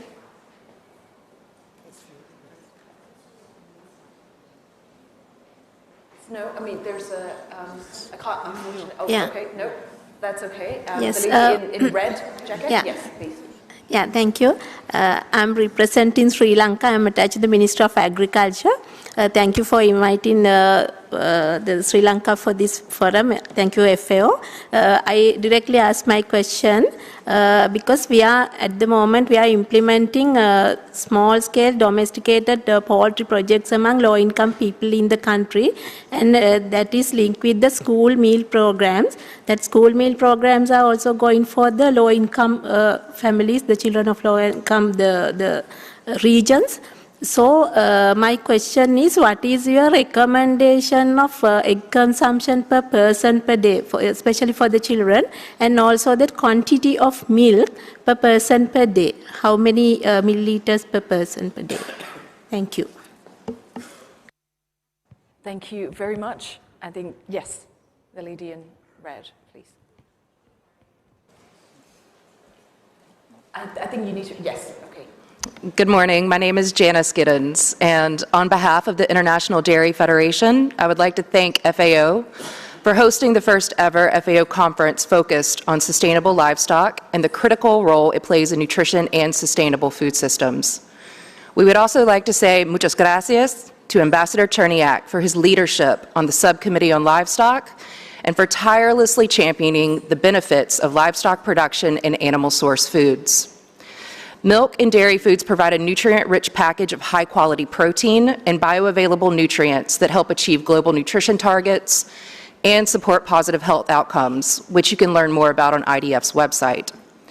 In conclusion, we hope that the critical role of livestock and animal source foods, including dairy, continues to be a focus for future FAO and WHO work, and that the positive benefits of livestock production and animal source foods becomes more integrated into overall discussions on sustainable food systems. And we invite you all to join us tomorrow to celebrate the valuable contributions that dairy provides to children's diets by raising a glass to celebrate World School Milk Day. Thank you. Thank you. There's the lady from EFAB. Yes, thank you very much. I'm Ana Granados from European Forum of Farm Animal Breeders, but also Animal Task Force. I just wanted, thank you very much for the nice discussion and fantastic debate. I just wanted to clarify, or perhaps ask, you have talked a lot about data, and it's super, but I would like to have a word, or to listen a word about data in high-income countries, because we often make recommendations based on consumption, but this consumption, we think that we have reliable data and robust data, but it's sometimes not true, because we are collecting data from slaughterhouses, including bones, and so we are making recommendations to people to decrease consumption of meat, but based on this data that is based on these slaughterhouses, also tourism, and even sometimes taking decisions in schools to going for full diet, vegetarian or vegan diet in the school during the week. So can you perhaps include this in your analysis of available data for consumption? Thank you. Thank you. And definitely last but not the least, I think Finland. Sorry, I didn't see you earlier. That's okay. And thanks for giving me the floor. My name is Sebastian Hjelm. I'm the Food Safety Director of Finland. I just wanted to thank Lynette for mentioning the food systems-based dietary guidelines. And in that context, I would like to point you all at the the newest revision of the Nordic nutrition recommendations, where we have indeed made a systems approach where we're looking at the environmental effects as well as the nutritional effects of certain foods. Also, thank you to Frederick for mentioning the elephant in the room, and I think we've touched on that a few times, and that certainly in all middle and high-income countries, most of us eat more than the recommended 500 grams of meat, and certainly males. Lastly, I actually had a question, and I think we can all agree that animal source foods are indeed very good for most of us. We probably don't need as much as we eat in the Western countries or in the high-income countries, but certainly in other countries we would need more. Do you have any, if I would ask you sort of, would you have a recommendation on how we should actually go about distributing animal source foods more evenly on this planet? Should we grow more livestock everywhere, or should we just redistribute the overabundance that we have in certain countries more effectively? Which one do you think is more effective? Does fish come into play? Thank you. Thank you, and I hope you will stay for the next part, because we're definitely asking the same question around equity with the next panel discussion. So, so there was a lot of questions and reflections. As you could all see, this is a very important and interesting debate for everybody. Could I just ask each of the speakers to spend maybe maximum 2 minutes just trying to respond to as many or as few as you would like to in your expertise. I know I'm giving you an impossible task, but we got to keep the show going. So Lynette, would you like to start first? Yeah, sure. So let me take on a few of them. So first, on conflicts of interest. Yeah, this is a huge issue of conflicts of interest. And I think I really like, I used to often be, before I joined FAO, I was often an expert on WHO guideline development groups. And I really like the conflict of interest statement that you have to sign to be a part of that group, because you have to state your financial interests, but you also have to state your personal interests. If you have been a spokesperson on a topic, and it's really fundamental that we expand our concept of conflicts of interest to include financial, but also to include personal strength of belief and public statements and so forth. So thanks for raising that. Thanks also to the colleague from Ethiopia for calling us out on vegetarian diets. Absolutely. There are many, many healthy dietary patterns. And most that I have read, I've read several on Pediatric Society reports on even in children, because that's where your potential risk may be greatest during pregnancy. And most of them talk about healthy vegetarian patterns for children, for pregnant women, and all of those. The one thing to be cautious is vegan in childhood.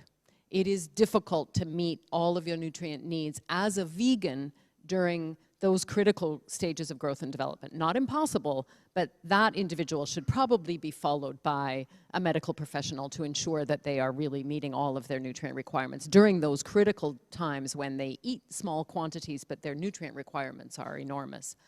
And I think the other one, thanks also for highlighting the importance of fish. Absolutely, fish.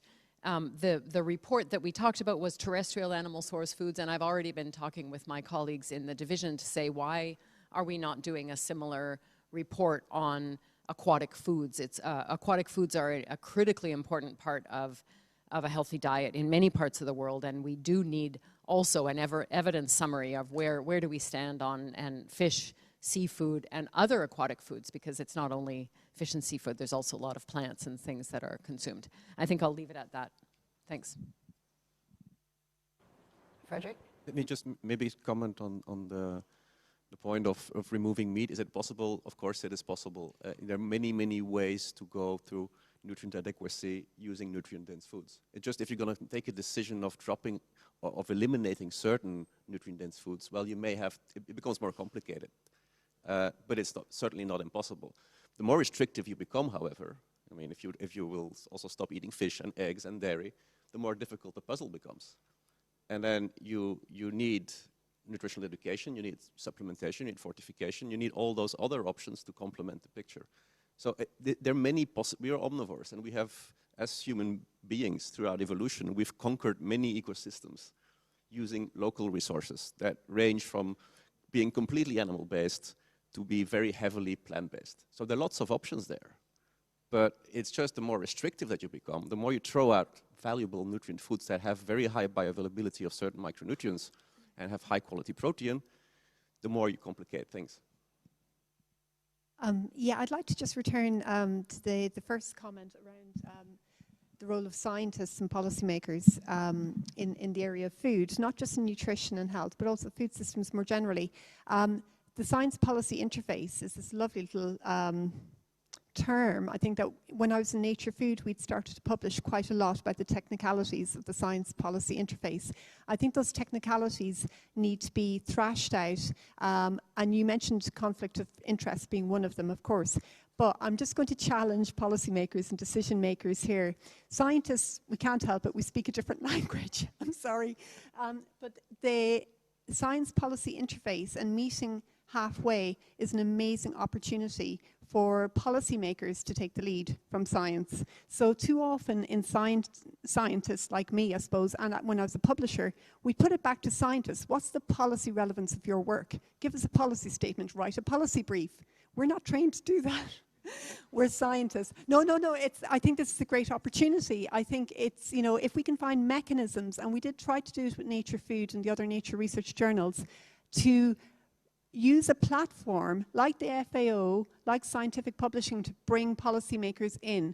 Because without that interface and a truthful conversation between policymakers and scientists, we're both, you know, kind of trying to do each other's job very badly. So for that reason, I just want to promote this idea of science policy interface where scientists do their jobs and policymakers take the lead from the scientists, which I know is pretty much what's been said anyway.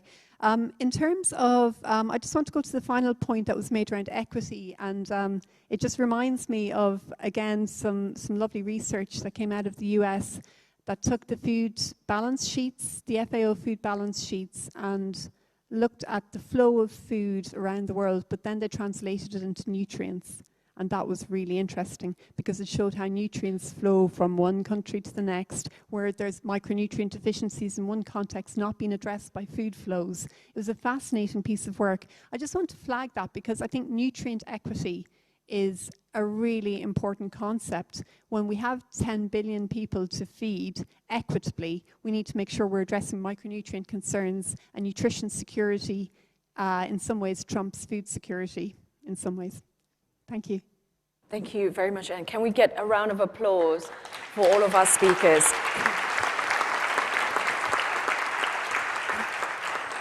As you can all see, this has been a fascinating discussion. We still have a lot of questions that were unanswered, and I apologize. But to the minister from Chad and the representative from Sri Lanka, Lynette said that you can find her during the break, and she's very happy to address the specifics of the questions that you've said. Thank you very much. Thank you.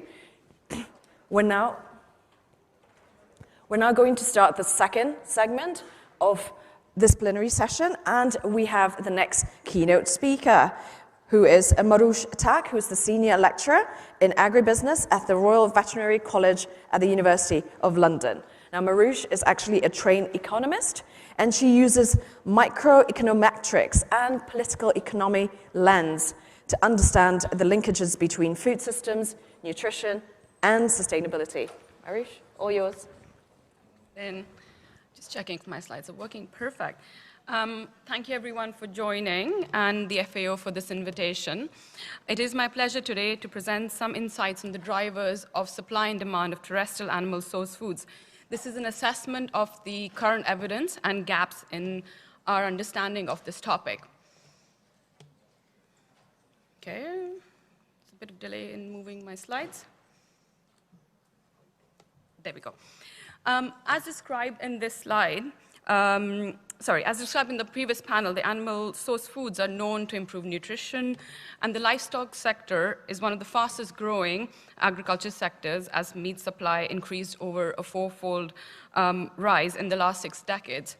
The production, the supply of per capita of terrestrial animal source foods, or TAFs in short, has grown rapidly, primarily due to the dramatic rise in poultry meat, as shown here in yellow, and pig meat in red. And the production has been increased primarily by industrial production systems. While global TAF's consumption is projected to rise, regional inequalities in availability and intake of TAFs exist, as shown by this graph. The per capita supply of TAFs in Northern America, presented by the brown line at the top, is 6 times that of Africa in orange at the bottom. The per capita availability of TAFs for Asia in purple, if you see from the bottom, the second line, has increased dramatically, but still remains below the world average, which is the dotted line, black dotted line in the middle. It is predicted that production and consumption of TAFs will continue to rise. However, little is known about the linkages between supply and demand of TAFs, and how what is produced influences consumer preferences and consumer choices. Okay. And the food environment is the interface that mediates people's food acquisition and consumption within the wider food system. It is where supply meets demand and interacts with it. The supply of food determined by production and distribution of foods is on the blue side, on the left-hand side of this slide. And this interacts with people's demand for food and healthy diets, thus their health and nutrition status on the yellow side, which is on the right. The food environment can be divided into external and personal domains. External domain includes 4 dimensions of availability, prices, vendor and product property, and marketing and regulation. While on the personal side, we have accessibility, affordability, convenience, and desirability of these foods. Together, these dimensions drive and shape the quantity, quality, and diversity of foods we consume. In this presentation, I want to focus on evidence from 2 research studies. First is a systematic scoping review of the food environment for TAFs, or terrestrial animal source foods, and also a review of policy and legislative documents related to animal source foods. So following PRISMA guidelines, we found and identified 217 studies on this topic. Majority of the evidence on food environments was from high-income countries, particularly in Northern America, whilst there's paucity of data and evidence from low and middle-income countries.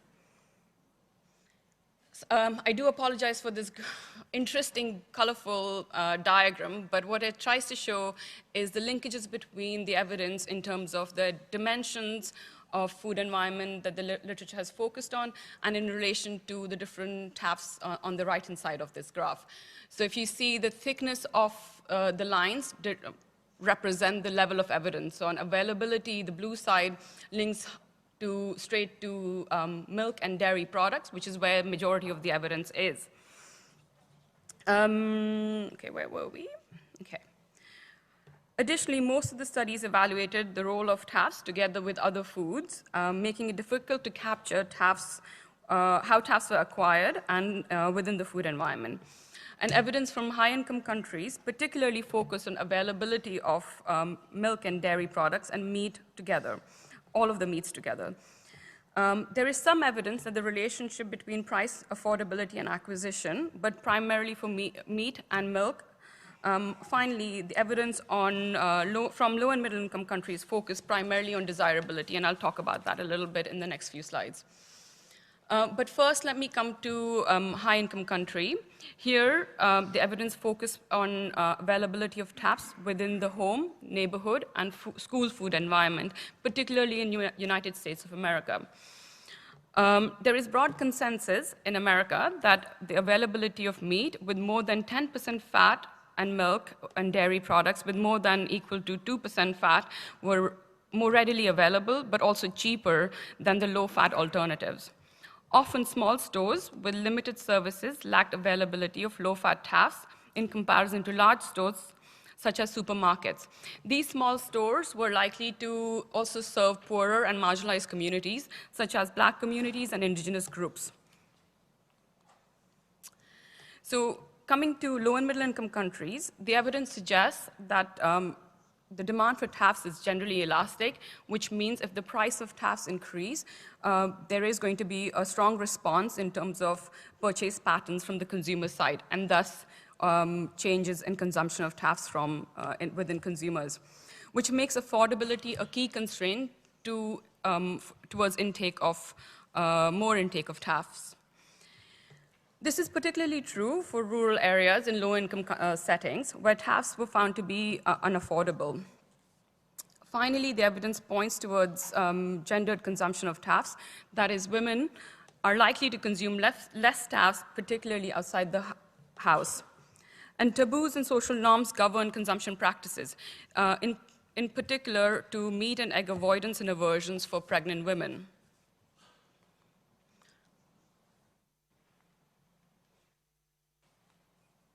Okay, there we go.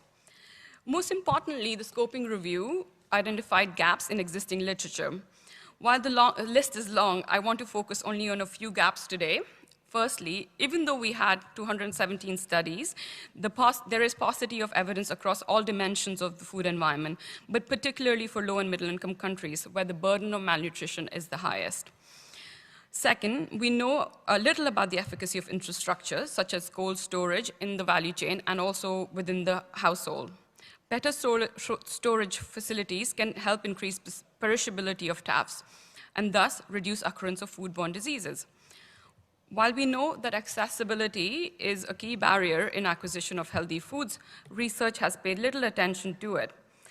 TAFs, particularly eggs and dairy products, have the ability to improve nutrition outcomes in the school food environment, but no studies shed light on school-based interventions providing TAFs in low and middle income countries.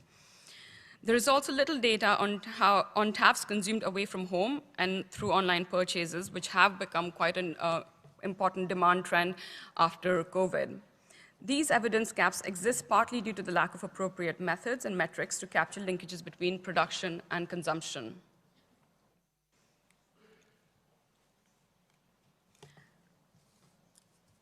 In addition to the scoping review, a review of policy and legislative documents revealed the focus on food policies in relation to TAFs. Following a rigorous policy review, 574 policy documents were identified between 2016 and 2022. Apart from 4 policies in green and that are circled in red, which focus on consumer price controls, all of the other policy and legislative documents focused on external food environments, of availability, of vendor and product property, marketing and regulation, and a few of them also focus on producer prices. In high and upper middle income countries, policies paid attention to food quality and safety and marketing regulation that govern production of TSFs. While in low and lower middle income countries, the focus was on increased production, reducing prices, and thus making TAFs more affordable, which is great given that TAFs are known to be unaffordable, as I mentioned in the previous slides. So where were the gaps in policies then? Recommendations pertaining to the levels of processing and nutrient composition of processed foods, especially pertaining to ultra-processed TAFs, were rarely discussed. For example, sweetened milk beverages, they had not been considered in these policy and legislative documents. Social protection programs, such as school feeding programs or public distribution systems, were unlikely to include TAFs too. This is especially true for low and middle income countries, and many trade policies discuss TAFs, but they were primarily concerned with banning imports to protect the domestic market rather than nutritional needs of the population. While the policies, and finally, the policies also lacked a One Health consideration. So where do I want to leave you with this? To conclude, I want to say that the evidence emerging from the scoping review and the review of policy and legislative documents suggests a disconnect between the status of knowledge and the policy landscape. Further research is needed to better understand how TAFs can contribute to improving nutrition through the food environment. For example, research on how production systems influence what is available in the local food environment, the nutrient composition of processed TAFs, the relative prices, and how food is advertised and marketed are critical aspects that influence consumer food choices and acquisition. Attention is required to capture data on intake of TAFs and linking it with agriculture policy interventions, and improving the methods and metrics to better understand how supply and demand of TAFs are connected. Improvements in this regard will support evidence-based policy making to make TAFs more affordable to those who need it the most, especially in low and middle income countries. Finally, as we have heard today, and yesterday repeatedly, the integration of One Health approach is critical. This is especially important to consider trade-offs between increased production of TAFs, its environmental impact, and the disease burden of producing more livestock foods, whilst also reducing the burden of malnutrition.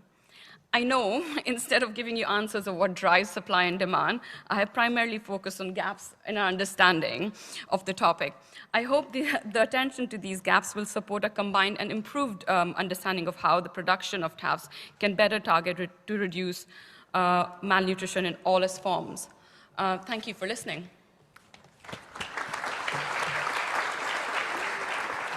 Thank you very much, Marouche, for that.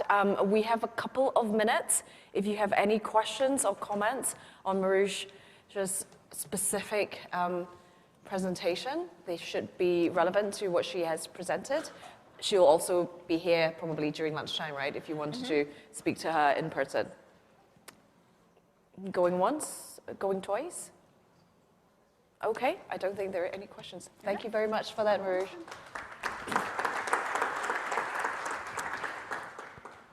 I would now like to invite Awilo Ocheng-Pernet to talk about food safety. Now, Awilo is the Senior Advisor in the Division of International Affairs in Switzerland's Federal Food Safety and Veterinary Office. Now, Awilo is also a former chair of the Codex Alimentarius Commission, and she actually spearheaded the establishment of the UN World Food Safety Day. Awilo, it's all yours.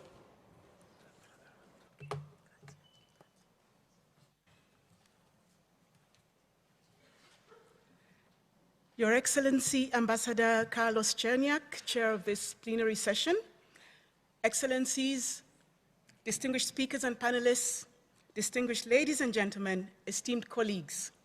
It is indeed a great honor and an immense pleasure for me to be among you today, and I would like to extend my sincere and heartfelt gratitude to the organizers of this timely conference for their kind invitation. Distinguished ladies and gentlemen, it is indeed an opportune moment for our world to consider the theme of this conference, sustainable livestock transformation, with the objective of achieving better production, better nutrition, better environment, and a better life for the entire world's consumers. Food safety is at the heart of the most global issues, aspirations, and indeed challenges.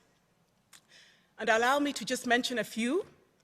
If we look at the Sustainable Development Goals, SDG 1, SDG 2, SDG 3, to mention just a few, food security, nutrition, One Health, food loss, food waste, and climate change. Of course, climate change will indeed impact the safety of our food due to new and re-emerging foodborne diseases. Distinguished ladies and gentlemen, the video message has called on us to be part of the transformation and to leave no one behind. I would like to add my personal voice to this call by encouraging all participants in this room and those who are following virtually, so that each and every one of us can contribute to this transformation. Let us be practical. Let us put into practice all the knowledge that we have acquired in order to transform our world, especially as food safety is concerned. Let us be food safety champions and food safety ambassadors at our places of work, in the various projects we are undertaking, in our communities and in our homes. Indeed, our individual efforts will certainly contribute to bringing about this transformation. Yeah. Yes, I will do it. Okay. This transformation in order to ensure safe and nutritious food for all. There is a French proverb which says that, and I would say it in French, Les petits ruisseaux forment des grandes rivières. So small water streams, small streams, join together to become large rivers. So let us contribute to making this transformation a reality thanks to our small individual contributions to ensuring food safety. Now, my task has been simplified by the previous speakers because, in particular, Professor Laura Iannotti from Washington University talked a lot about food safety.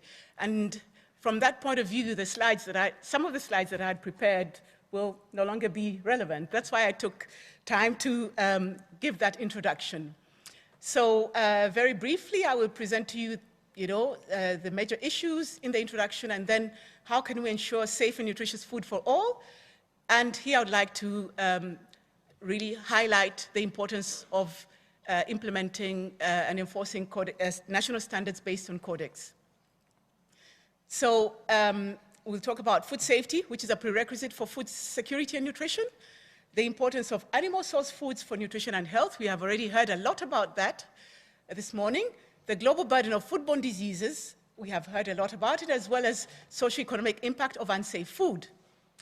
So we know that there is no food security without food safety, and indeed, if it is not safe, it is not food, because if I'm hungry and you give me a plate of food to eat, but this food is contaminated, you will only make me sick. So certainly you will not be contributing to my welfare and my well-being. So from that point of view, unsafe food is not food, but it's a source of illness. And here I just put to illustrate various documents which have been prepared, published by the parent organizations of the Codex Alimentarius Commission, FAO and WHO, and I invite you all to go through these documents because they really have a wealth of information. There are several definitions which I think are very relevant for all of us, and you will have all the leisure to read this information at home or when you have the time. There is a definition for food. I'll just read what is highlighted in red. Food is defined as any substance which is intended for human consumption, all right? And then, of course, there are the substances which are included. And also in the Codex Alimentarius, we find a statement which says that food safety is a right. People have the right to expect the food they eat to be safe and suitable for consumption. So when you go to the cafeteria to have your sandwich or to have your salad, you expect that food to be safe. You're not going to question whether the food is contaminated, but thank God, most of the times, the food that we consume is safe. But indeed, there are times when the food is unsafe and we end up sick in bed and sometimes out of, the system for a long time. There is also a definition for food safety, which is the assurance that food will not cause harm to the consumer. And this is what we would like to achieve. Well, we have heard a lot about the importance of animal source foods for nutrition and health, and I think I could skip this. However, I would just like to say that while animal source foods are important, we have to ensure that the foods are safe, because if they're not safe, we will not get the health benefits, you see, because we'll just end up sick. And so we have to ensure that animal source food is not contaminated by either harmful bacteria, viruses, parasites, toxins, or chemical substances. The WHO published the data on the global burden of foodborne diseases, and I would like to invite you all to read that very, very important book. But where they highlighted that approximately 600 million people in the world fall ill after consuming contaminated food, and 420,000 die due to foodborne diseases. Also, 1 in 10 people fall ill after eating contaminated food in the world. Now, you can imagine how many we are in the room. I don't know, well, maybe we're about 200. You can imagine how many of us are going to fall sick today if we if we are unlucky to consume uncontaminated food. And Dr. Francesco Branca is smiling and saying, no, this will not happen because we are in Italy and the food is safe. I agree with you totally, because that is mostly the case. So please, most of the times, indeed, food is safe. But there are times where food is unsafe and people fall sick. Look at those figures. Really, they're just daunting. We don't want to have that. And I hope that in the next publication, we will have at least a reduction in this in foodborne diseases. And also, in a subsequent study, it was indicated that several pathogens of most concern have livestock as the main reservoir, and that is the pertinence of this discussion to what is being discussed today. And that is the figure. Please do read all these studies. And of course, the study highlighted that animal source foods are responsible for 35% of foodborne diseases due to all foods. And 3 pathogens make up 70% of this burden. Food and trade is very important. We have Professor Laura Iannotti talked about the cost of unsafe food, and in fact she referred to the study of the World Bank, and you can see the figures. You see lost productivity, lost medical expenses, lost market opportunities, all due to unsafe food. And I just took out some key messages from the book, which was published by the FAO, and you can see that they have really made the case for the importance of ensuring safe food. So the Codex Alimentarius Commission, I do hope that most of you are familiar with the Codex Alimentarius Commission, which was established in 1963, so congratulations to Codex. You are celebrating your 60th anniversary this year.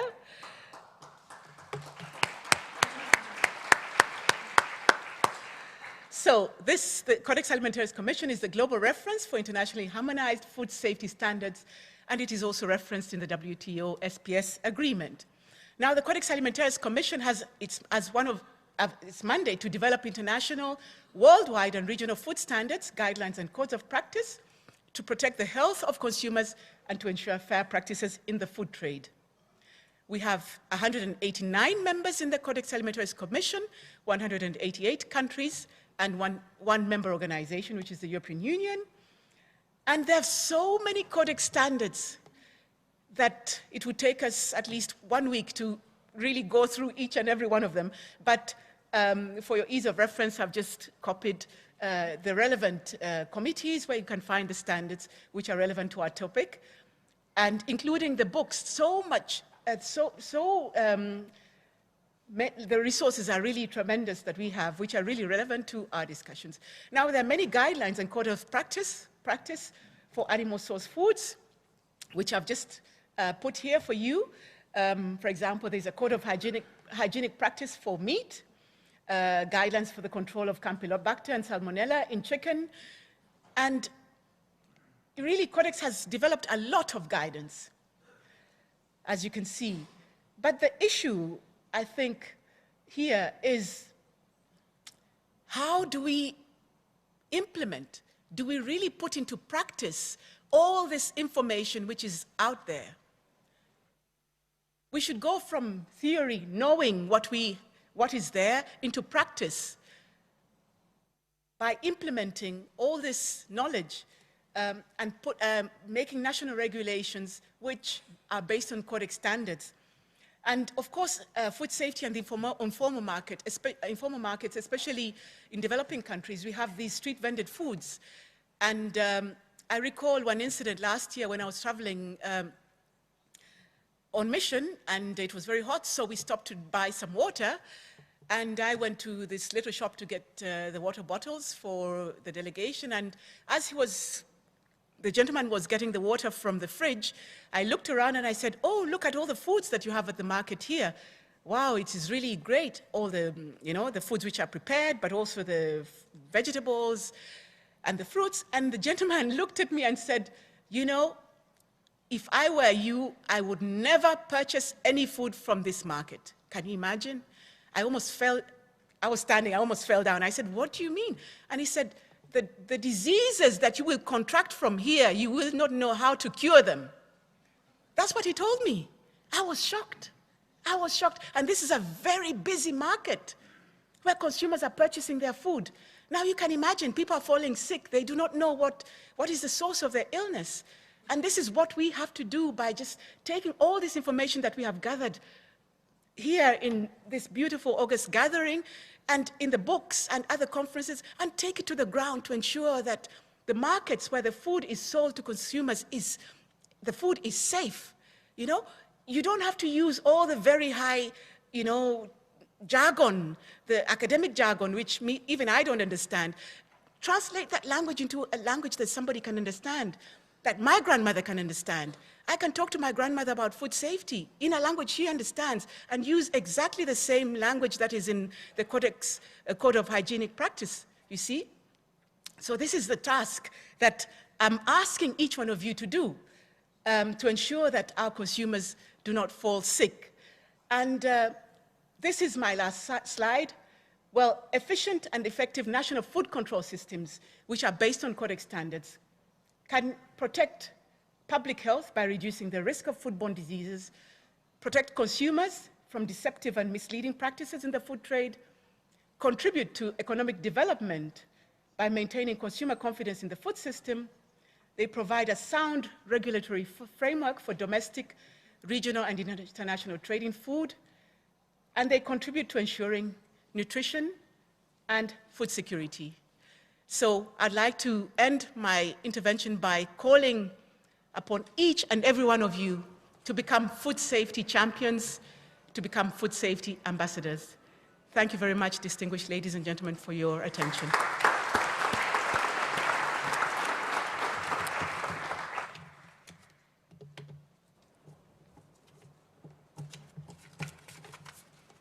Thank you very much, Awilo. We now have a third keynote speaker, and that is Jean-François Horquet, Senior Scientist at France National Research Institute for Agriculture, Food and the Environment, or INRAE for short.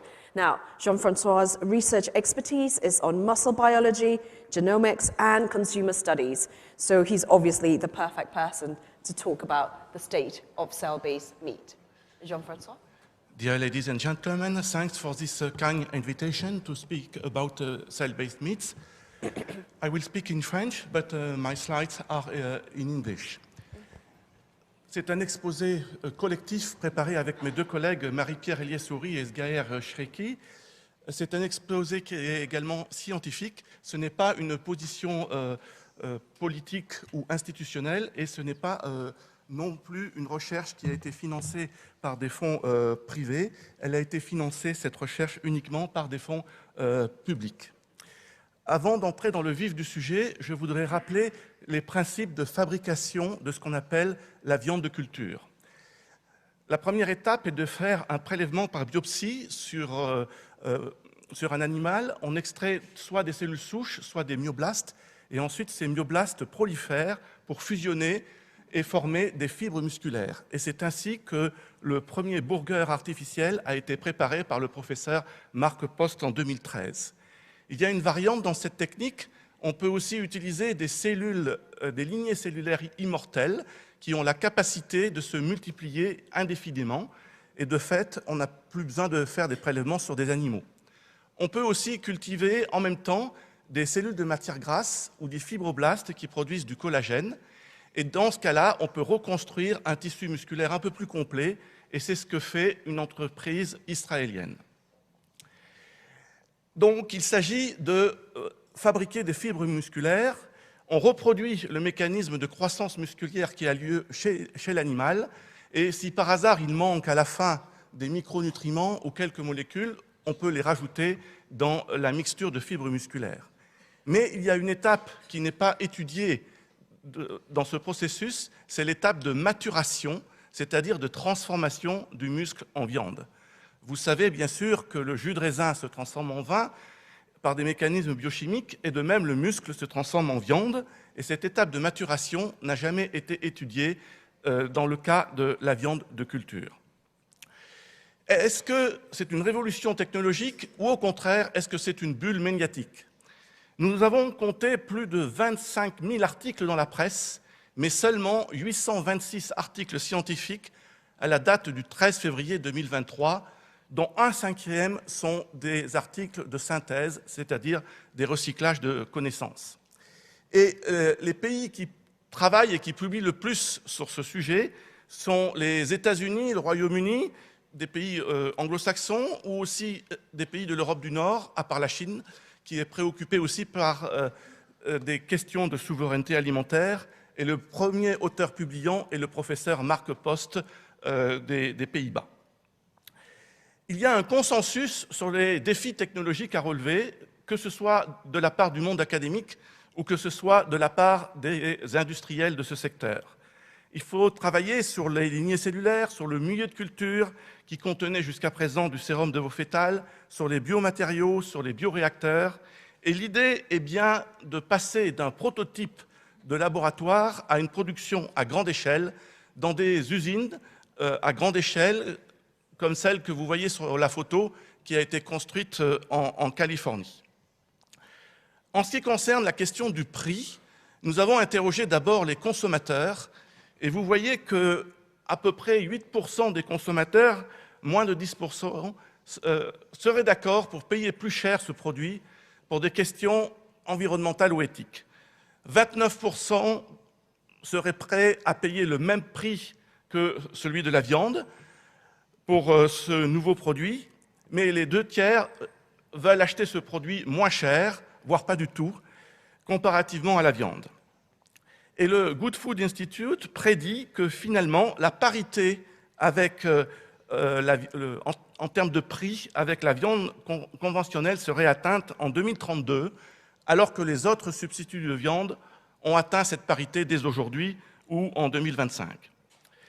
En ce qui concerne la sécurité sanitaire, je voudrais citer ici une expertise qui a été conduite par Masami Taguchi, Food Safety Officer de la FAO, et un groupe d'experts a identifié plus de 50 points de vigilance en termes de sécurité sanitaire qui concernent soit les sources de cellules, soit la production, soit la récolte, ou encore le process du produit final.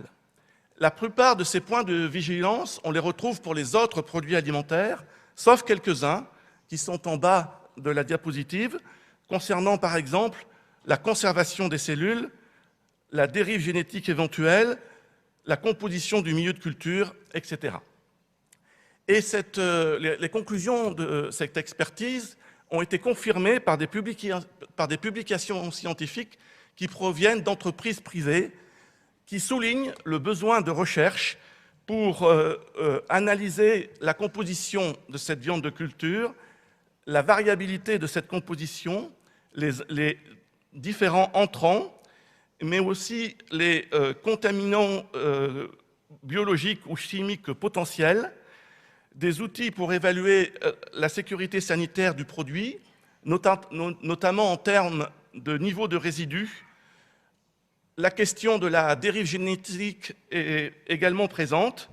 D'une façon générale, nous avons besoin de techniques pour garantir la sécurité sanitaire de ce produit, et cette recherche doit être conduite de façon publique, de façon transparente, de façon ouverte, et les données doivent être accessibles à tous et toutes pour une expertise par des tiers indépendants, et malheureusement, ce n'est pas le cas encore aujourd'hui.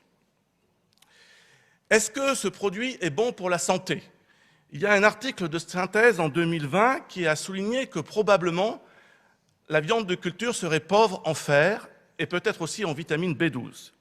Une étude plus récente a montré la même teneur en protéines, mais aussi en vitamines, en minéraux, mais moins d'acides gras saturés et moins de cholestérol, mais davantage de sel dans la viande de culture.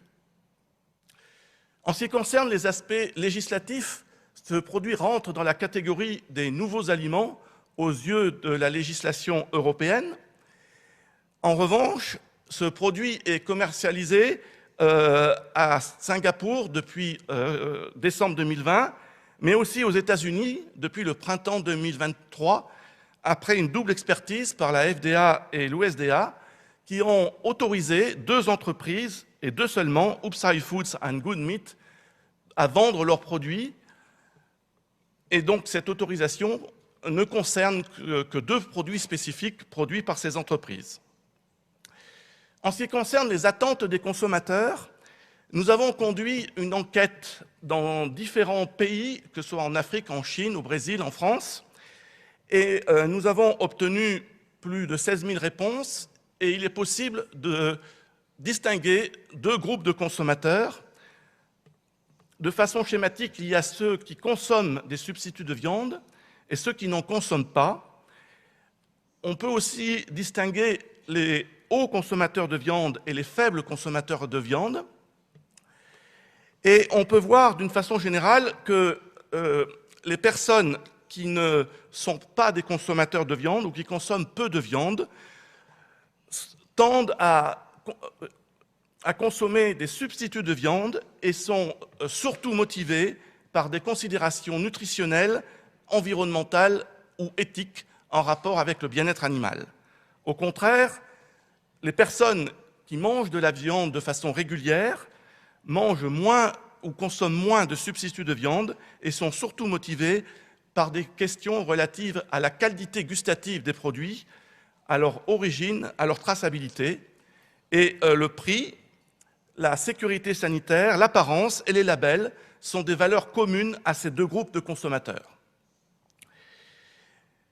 Ces résultats ont aussi été confirmés par une autre approche, puisqu'il y a eu un numéro spécial de la revue Meat Science avec 24 articles d'auteurs de pays différents, et on retrouve que les principales motivations pour consommer la viande conventionnelle, c'est effectivement les questions de prix, de qualité gustative et aussi de sécurité sanitaire.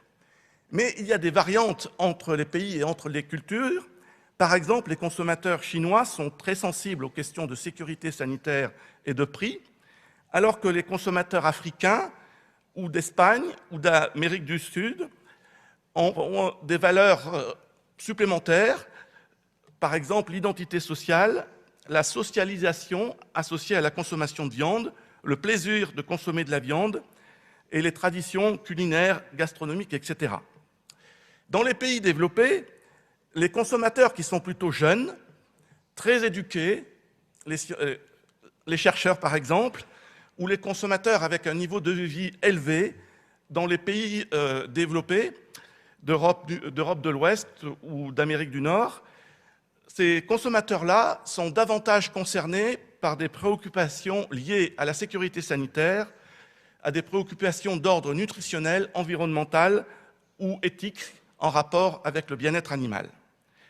Et ces valeurs-là sont des moteurs pour consommer les substituts de viande et en particulier la viande de culture.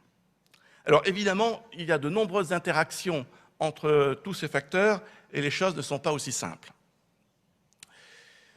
Toujours en ce qui concerne les études consommateurs, nous avons interrogé plus de 5000 consommateurs ici au Brésil et la majorité d'entre eux, 51 ou 52%, ont répondu que ce produit ne devait pas être appelé viande. Et c'est très important. On voit ici que les consommateurs sont clivés en deux groupes et l'étiquetage de ce produit est très important et je rappellerai qu'aux yeux de la réglementation européenne, les produits alimentaires doivent être étiquetés correctement pour ne pas tromper le consommateur. Les sociologues se sont intéressés à l'acceptation potentielle des nouveaux produits alimentaires sur le marché par les consommateurs. Et ils ont classé ces nouveaux produits alimentaires selon une double grille. Premièrement, quel est le degré de changement technologique nécessaire pour que ce produit arrive sur le marché? D'autre part, quels sont les changements nécessaires sur le plan social, institutionnel, réglementaire ou en termes d'acceptation sociale? Et on voit que l'agriculture cellulaire cumule pas mal d'inconvénients parce qu'elle a besoin de changements technologiques et socio-institutionnels importants comparativement à d'autres substituts de viande ou par rapport simplement à la substitution de protéines animales par des protéines végétales. Et donc, cela a amené une chercheuse australienne, Robin Warner, à dire que la viande de culture est déjà obsolète avant d'arriver sur le marché parce qu'elle cumule beaucoup d'inconvénients. Mais au contraire, il y a d'autres voies qui nous expliquent que les produits qui vont arriver sur le marché en premier sont très probablement des produits qui mixent des protéines animales venant de l'agriculture cellulaire et des protéines végétales. Et de cette façon, les entreprises de food tech sont en capacité de proposer des produits moins chers et plus facilement abordables pour le consommateur. En ce qui concerne les aspects environnementaux, comme vous voyez sur cette diapositive avec la ligne rouge, les études qui ont été conduites jusqu'à présent ont porté essentiellement sur les émissions directes de gaz à effet de serre qui sont attachées au processus de bioproduction dans les usines géantes, c'est-à-dire dans les bioréacteurs. Et dans cet article de synthèse publié en fin 2021, les auteurs ont critiqué les études précédentes, publiées en 2011, 2014 ou 2015, pour dire que ces études précédentes n'ont pas pris en compte les étapes qui précèdent ou les étapes qui suivent le process de fabrication, et donc n'ont pas pris en compte les émissions indirectes de gaz à effet de serre, et de fait, l'impact environnemental est probablement sous-estimé. Il n'en demeure pas moins que c'est une production qui demande de l'énergie.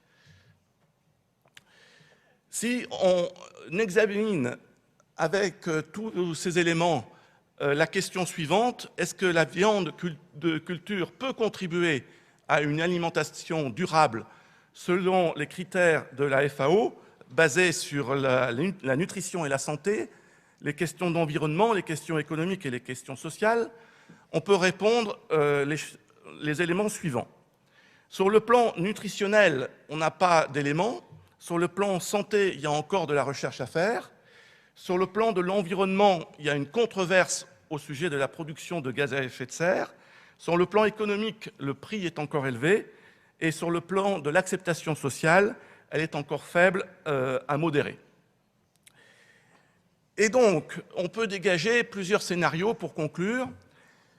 Le scénario 1 serait la faillite de cette industrie d'agriculture cellulaire en raison de promesses qui ne seraient pas tenues par les entreprises du secteur et en raison d'une absence de support de la part des gouvernements et des consommateurs qui resteraient encore non convaincus. On peut dire qu'on est plus ou moins dans ce scénario. Le deuxième scénario serait complètement l'opposé, en raison d'investissements encore plus conséquents, de progrès techniques spectaculaires et un support de la part des gouvernements et des consommateurs. Et pour l'instant, ce scénario est peu probable à très court terme. Le troisième scénario serait intermédiaire entre les deux, c'est-à-dire qu'il y aurait encore de la viande conventionnelle pour les consommateurs qui veulent consommer des produits animaux, alors que les substituts de viande se développeraient pour des raisons environnementales et éthiques à un coût qui serait abordable pour les consommateurs. Mais dans ce cas, les promesses de réduction drastique de la production de gaz à effet de serre associée à l'alimentation ne seraient pas forcément tenues, puisqu'il y aurait encore une part de marché tenue par la viande conventionnelle. Et donc, la question qui est posée est de savoir s'il est possible de passer du scénario 1 au scénario 3, et c'est une question qui n'a pas de réponse pour l'instant, en raison des grandes incertitudes que nous avons vues sur le plan technique, sur le plan réglementaire, politique ou social, et aussi, très important, en raison d'un manque de transparence des entreprises qui travaillent dans ce secteur et qui ne publient pas pour l'instant l'ensemble de leurs données. Je vous remercie et je suis prêt à répondre à quelques questions.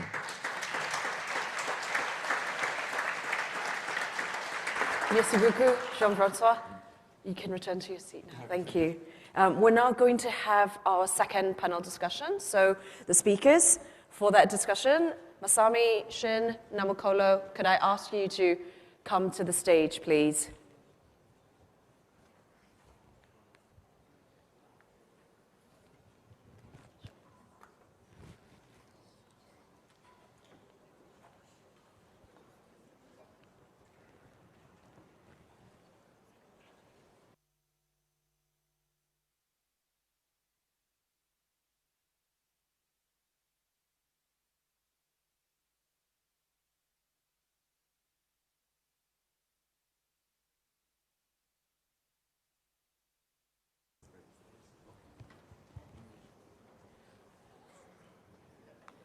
Okay, so again, I'm going to introduce in alphabetical order the lone gentleman in the discussion, Xin.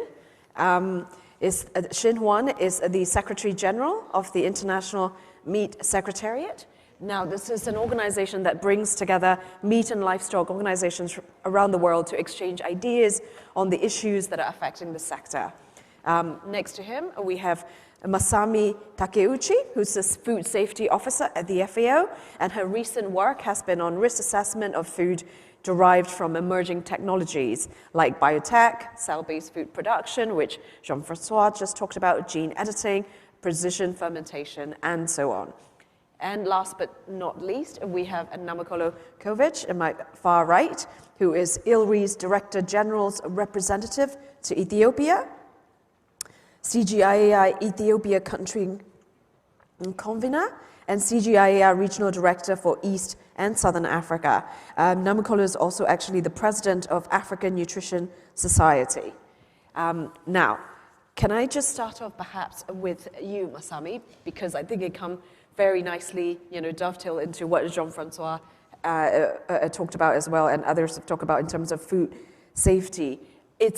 Food is a very long value chain, as we all know, coming all the way from the farm gate to the dinner table. Which would you say is the weakest link in the node? Or in other words, if governments are looking at improving food safety, where should they start? Thank you very much for a very good question. When we think about weakest link, we think about this food systems as a whole, right? And then we often talk about food supply chains, that our colleague Awilo talked about this entire food supply chains and then this horizontal cross-cutting food safety issue. And then what do you think is the weakest link of entire supply chain? And then we basically really do not have the clear black and white answer, but then I will give you something. I think that the weakest node would depend on this various parameters. And then the first parameter that I can think of, and it is a major, is the types of hazard that we are talking about in terms of food safety. For example, if we are talking about chemical contamination, for example, or something like veterinary drug residues in the animal meat, then we do have to think about this production process. The primary production is something to do with it. And then also sometimes that the chemical contamination coming from the feed, pesticides, for example. I mean, those kind of things that we start thinking about what kind of hazards that we are talking about. And then moving on to these microbiological hazards that if we really think about it, once again, that the primary production is the point of the link that we may want to think about, because that may be where that this big zoonosis infection or some sort of microbiological contamination may happen quite often. And then bad news there is that once that this contamination happens, and then if it amplified, and then if it gets into the production process, there might not be a wonderful solution to get rid of it until we have some sort of a very strong treatment in the supply chain. So it will give us some sort of ideas that the prevention is a key. And then I think that we call it weakest node, but then it is actually the totally opposite, this opportunity that if we analyze the hazards, and then if we correctly characterize, then we'll be able to make it opportunity to mitigate some potential risks to be too high. And then this is the idea of finding the weakest node. And then I think that Jean-Francois talked about this cell-based food. Actually, that this is exactly the same for food safety. We do have to figure out what exactly the production process is, and then we analyze each phase of the production process, and then we will be able to analyze and then identify the hazard, so that we'll be able to move on to the formal risk assessment. But then in terms of the cell-based food, I think that one limitation we are holding at this moment is this limited data.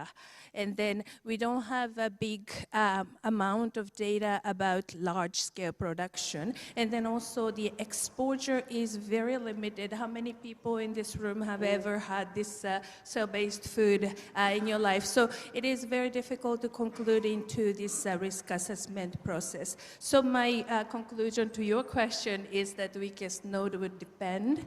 But then we do have a power, we do have a tool, we do have a capacity to analyze it. So I think that we do have to take this food systems approach as a comprehensive, holistic approach to scientifically understand where those hazards and risks exist. So I would say food safety is everybody's business. So this is the conclusion. Over to you.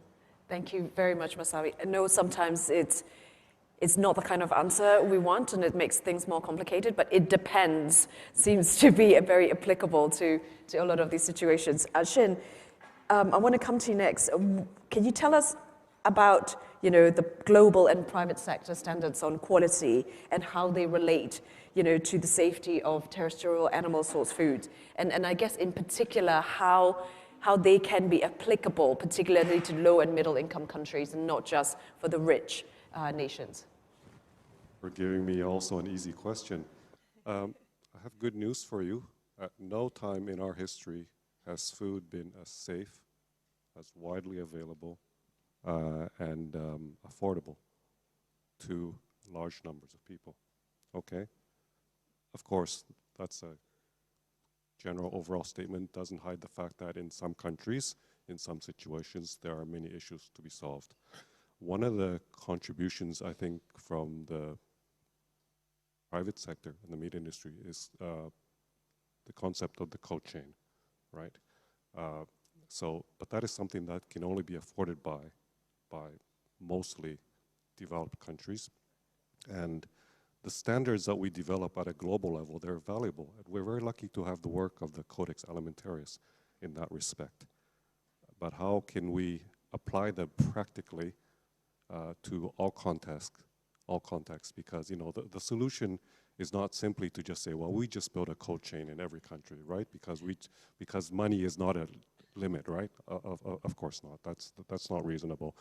So context, again, it depends. It's very important to recognize the regional variations. And actually, we have all been witness to many of these situations. I'm speaking of livestock on the so-called wet markets, in which, that exists in many developing countries, that exists in many parts of Africa and Asia, in which there is not much of a cold chain, but they work. Okay, they work. That's a very context-specific situation, but affects hundreds of millions of people, and they work. And so, when we develop global standards, that's all fine. But let's not let the perfect be the enemy of the good. We want to reach as many people as possible. Just coming back to the private sector contribution to all of this, it can be, yes, the private sector has financial resources in general, and in terms of a cold chain, it can be something literally quite as simply as just a company coming in and saying, you don't have a proper slaughter facility here for animals, you don't have a road to transport these goods. We as a private sector, as a company, we come in, we build a road, and we put in a slaughter facility. But that's not a universal answer, right? But that's one of the contributions. And I think that as a private sector, we do have a duty. We have a legal obligation, of course, but we have also a moral obligation to make sure that the food that we provide is safe and is affordable and is widely available. Okay. Yeah. Thanks very much. And I think you're very right in the sense that private sector does have the resources that sometimes make the infrastructure, much more smoother particularly for lower middle income countries when they can't, invest in themselves. Namukolo, ILRI, I guess say that's International Livestock Research Institute. ILRI has been working for a very long time on improving nutrition, right, through terrestrial animal source food, particularly in low and middle income countries. Tell us a little bit more about that work. Thank you. Well, ILRI, as you've said, focuses on livestock as an agenda. but we also recognize the challenges that livestock brings to the nutrition space. And so we're working to look at how we can make animal source foods more available and accessible in low and middle income countries. We've already heard about the effect of animal source foods in terms of addressing micronutrient deficiencies, particularly looking at stunting reductions. It's one of the ways in which we can actually use to reduce both micronutrient deficiencies and stunting. However, this has to happen in a place where production processes actually limit accessibility to animal source foods. So our efforts are really around a number of issues. One is looking at genetic improvements for livestock to improve productivity levels, and that allows us to be able to contribute to access of more animal source foods like milk, but through increasing productivity levels, then we can reduce the emission intensities per unit of product. Our livestock have got such low productivity levels that in itself actually is a risk in terms of increasing greenhouse emission intensities. But also the other thing that we look at is, in looking at the value of animal source foods, is that bioavailability and the nutrient density, the fact that with just small quantities you can actually do a lot more. And so we work a lot on that. And then we also recognize the fact that animal source foods are very perishable, and so food safety issues come into play. So ILRI is doing a lot of work looking at informal markets. And here it's recognizing that 70% of our fresh food are still coming from informal markets. So a lot of the efforts, for example, of Codex Alimentarius and the industry is really focused on formal markets, whereas the majority of the people are still getting food from informal markets. And so there we are working to actually develop guidelines on improving safety standards in informal markets. And we are working with that with the African Union so that we can have a broader reach of that information across multiple countries. And so really, by looking at productivity levels, by looking at production practices, including bringing on board feeds and forages that can reduce, that can increase access to feed, that improves access.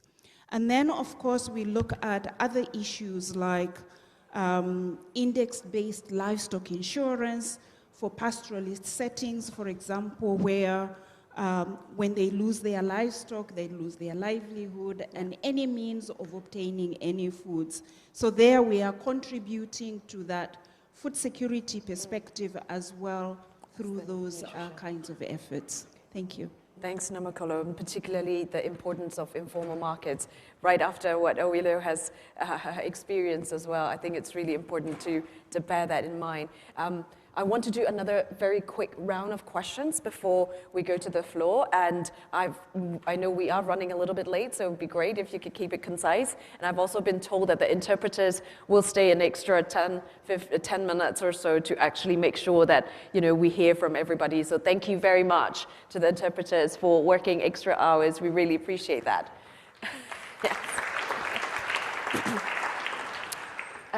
Namakolo, can I come to you to start the second round again? And for this second round, I want to focus on sort of like 3 interlinked themes, diversity, equity, and access, right? Because we've heard a lot about diet diversity, we've heard a lot about inequity when it comes to accessing nutrient foods.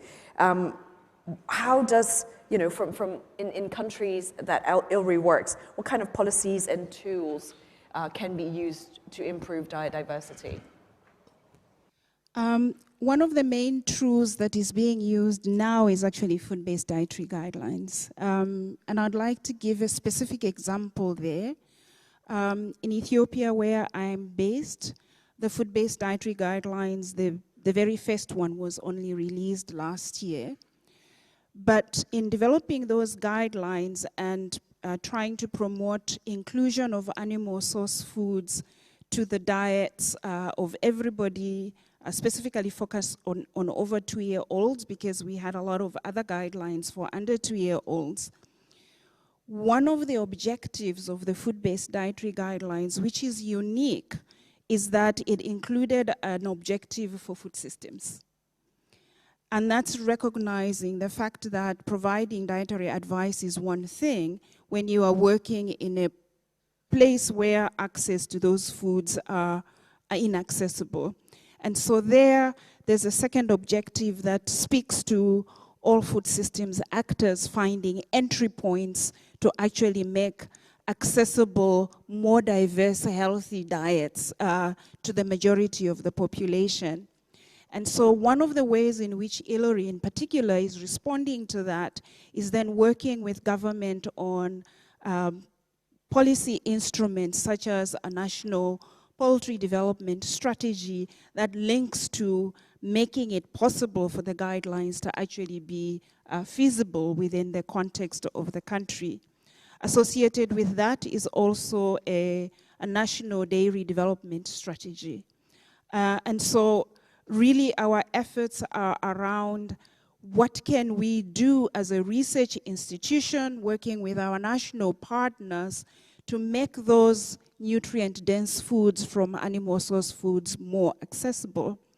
But also from a food systems perspective, we, for example, have a project that looks at bringing on board insect protein as part of poultry feeding activities. And then other centers like ICADA comes in and they work on small ruminants.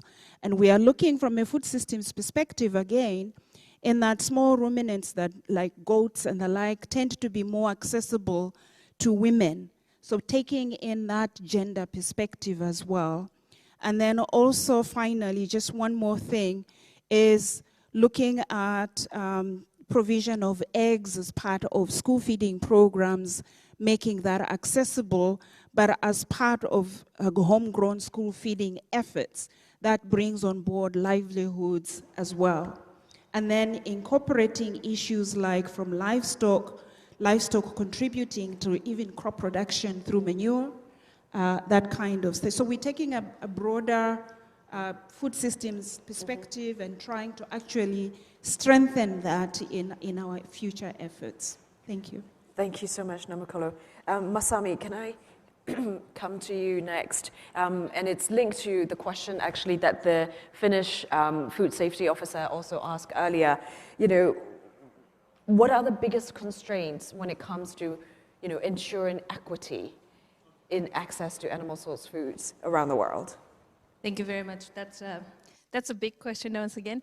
That when I think about equity in taking this food systems, systems approach to think about the entire picture, what do we mean by saying equity, right? And then the first thing that comes to my mind is that equity could represent some sort of ideas of fundamental rights that Awilo was saying, like safety, nutritious and healthy, and those kind of fundamental elements exist. But then at the same time, that these economic elements such as affordability and accessibility, I think that has to be coming into this equity issues. And then lastly, but then very importantly, like social issues like culturally aligned and then culturally valued, like those kind of importance of the food culture needs to be respected. So I think that if we really think about the entire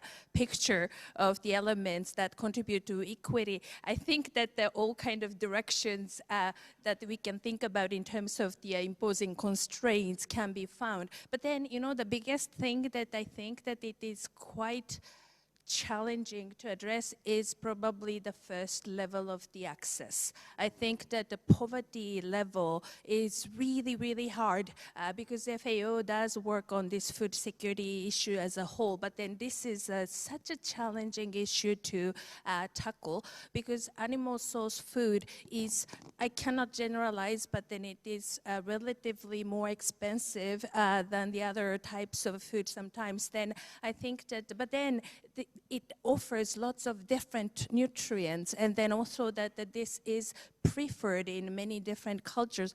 So I think that this is a challenge that I would see that in terms of this equity achievement. But then another thing that I would think about in terms of the access is that not only access directly to the food, but then also access to the resources to produce such food, like resources like water, land, and then, you know, like those kind of different resource access could be very much of these imposing constraints. But then not because I am coming from the food safety, but then I think that the knowledge about food safety, knowledge about nutrition may hinder this kind of equity a lot. And then also, sometimes I think that those even cultural choice of the food consumption patterns may be sometimes very much valued, and then sometimes there is a limitless, and then it may create some situations that this equity is not really possible at the global level. So I think that's the things that we can think about. But then, you know, the latter part that I was talking about in terms of food safety and then maybe market access and trade issues, as we talked about Codex Alimentarius, the importance, those global consensus-based standard developing situation may be able to address some of those food safety and then nutrition and then standard-related constraints. Thank you. Thank you, Masami. Very, very important point about access. It's a lot of the times it's not the availability, but it's the accessibility that is the issue. Shin, last question before we ask participation from the audience. We've heard quite a lot about the environmental cost of livestock farming. At the moment, the cost of food tends to be lower than, I guess, the wider environmental costs. What would you say is the solution? Is it raising prices? Are customers ready for this? I mean, what can we do to balance that out? Thank you very much for posing that question in such an equitable manner, because actually, you know, as the meat industry, we are often the lightning rod for a lot of the concerns about environment, animal welfare, and so on and so forth. And there's this temptation to say, you know, shouldn't meat be more accurately reflect environmental costs, but in fact it is a question for all food, right? So let me first state that obvious point. And so, yes, we've been very successful in providing meat and animal source proteins, dairy products, etc., at affordable prices. We're very successful from the point of view of affordability, availability, but there's still the issue of income. That is not the responsibility of the industry itself. That is a much larger question. But the question of all the environmental impacts, you know, it is you should demand accountability from us to show, to demonstrate scientifically that what we're doing is environmentally sustainable, that we are doing our best to reduce greenhouse gas emissions to the maximum level possible. And in some cases, maybe you don't like the answer because that means that it's a more intensive production system, which is more efficient per liter, per kilogram of output. There are trade-offs. You know, there are win-win situations, but there are also trade-offs. There may be trade-offs also with animal welfare, and we all want to treat as producers the animals as best as we possibly can. They deserve a dignified life. And, you know, we're all concerned about that, okay? So it is your right. Do not be afraid to demand for us accountability on all of these things. What we ask is for equity also in how that debate is carried out. And it is not carried out in some kind of right or wrong, black or white position, not based on science. It should be based on science. And just on environmental impact, do we have a global standard for how do we measure environmental impacts? Actually, we don't. We have companies, we have individuals, we have corporations making all kinds of claims, and who are you to believe?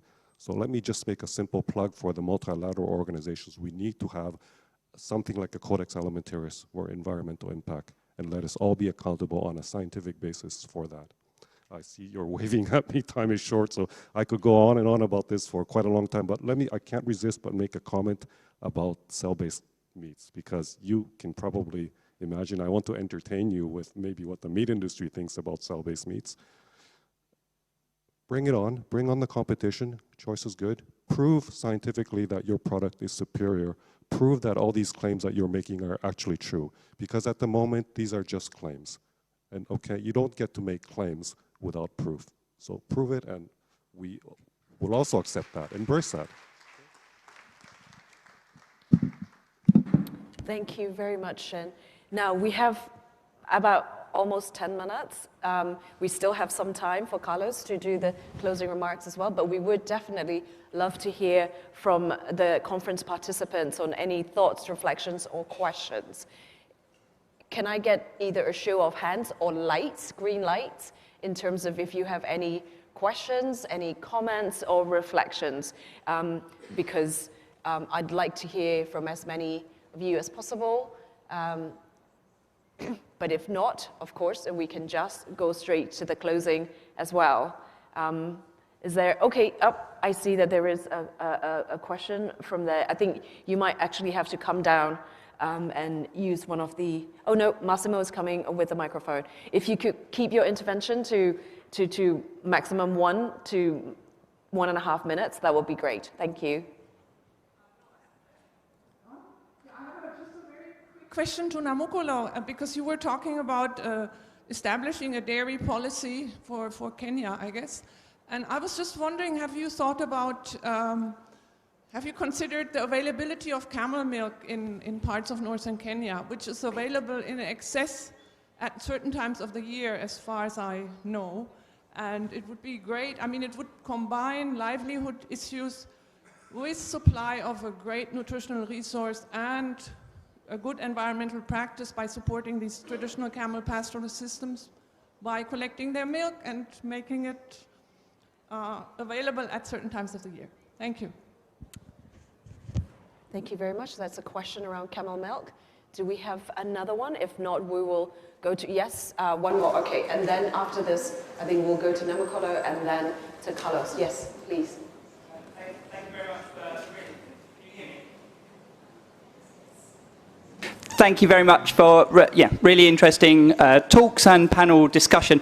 And picking up on that last point, I'm James Yates from the World Federation for Animals, and it's brilliant to be here and to hear that point about the welcoming the accountability. I wondered, as well as on the environmental assessment, if the panel could say more about how the accountability on the animal welfare issues, particularly linked to food safety and environment, would be welcomed by the industry. That would be very helpful to inform us and part of the overall debate. Thank you very much. Thank you. I see that there is another country intervention from over there. Okay, I see two more. That is, I'm afraid we can't take more beyond that. So can we get the country intervention from? Oh, it's not. Okay. Yes, to the lady in the blue. Please. Did you have an intervention over there? Okay. Nope, there may have been. Namukolo, do you want to talk about the camel milk and to the other speakers for the second question as well? And then we will go to Carlos right after that. Thank you. Okay, thank you very much. It would definitely be valuable to consider camel milk, especially in pastoralist settings where camels survive much better than other types of livestock. There's actually a lot of lessons that we are learning from people in pastoralist settings when there are droughts. We know, for example, that the cattle die first, goats, and then camels. And there are some indications in some settings that the pastoralists themselves shift and are shifting more towards small ruminants, goats and camels, as an insurance thing in terms of trying to address the climate change issues that are going on now. So I think it is an important area that we need to pay more attention to as we move forward. Thank you. Thank you. Shin, would you like to respond to the, and Masami, any last thoughts or comments? Sure, it's an absolute pleasure for me to tell you about, what the private sector or what our partners, actually governments, civil society, we think about animal welfare. It's not only is it good business sense to have good animal welfare, but this is absolutely something that's recognized as part of the Sustainable Development Goals. It's part of sustainability, right? Okay. Now, some of you may be thinking, well, that's maybe a luxury for the rich countries. Well, maybe it's a luxury that we all need in all contexts, because we do, we are asking a lot of our animals, right? They are providing all these services, and some of them environmental services, by the way, that are positive, not negative. We often are making criticisms of the livestock sector for the negative environmental impacts. All these positive environmental impacts, pastoralists are an excellent example of the wide diversity of landscapes, conditions, climate conditions under which this is the only viable source of food, nutrition security, livelihood security. I mean, so this diversity is absolutely a valuable resource. So all forms, all types of production systems, they are all welcome because they all fit a particular need. Okay, so it's not a small versus large, it's all of them. Okay, and it's a similar discussion about it's not animal versus plant, it's animal plus plant, and how you make that the best possible combination, ecologically sound, the most resource efficient, etc. So absolutely, all of these things, they're all part of what we want for better sustainability. Sustainability is environment, it's livelihoods, economics, it's leaving the world a better place. That's what we want. Animal welfare, absolutely part of that, absolutely. Thank you. Masami, any response? Very quickly, yes. that my brief comment about the question about accountability and then all scientific basis that we are using is that I think that this is almost like a point of this entire conference, because we are bringing policy makers and then also scientists together, and then we are talking about production, animal health, food safety, like animal welfare, and then environmental impact, everything all together. And then of course that those could be apples and oranges, but so we cannot simply compare them. But then I think that bringing those scientific insights coming from various sectors, these multi-dimensional, multi-sectoral sectors, is the initiation point, let's say, that to try to find some directions and then options for the future. So that would be my comment. Thank you. Very brief. Very brief commercial for standard setting and environmental impact. Here, the FAO hosts something called the Livestock Environmental Assessment Performance Partnership, and we have that. We now have existed for more than 10 years. There's a website available. You can look up all the information. Very scientific documents, 12 of them on biodiversity, on water footprinting, on greenhouse gas emissions, et cetera, et cetera. So apologies for the commercial, but I think this is really what we need at an international level, to have science-based international standards for environmental impact of livestock production systems. Thank you. Sorry for the commercial. Thank you. I mean, this has been a fascinating discussion, but unfortunately we really have to close because the interpreters need lunch as well. And before we close, though, I'd like to invite our chair, Carlos Czerniak, for his closing remarks. Carlos.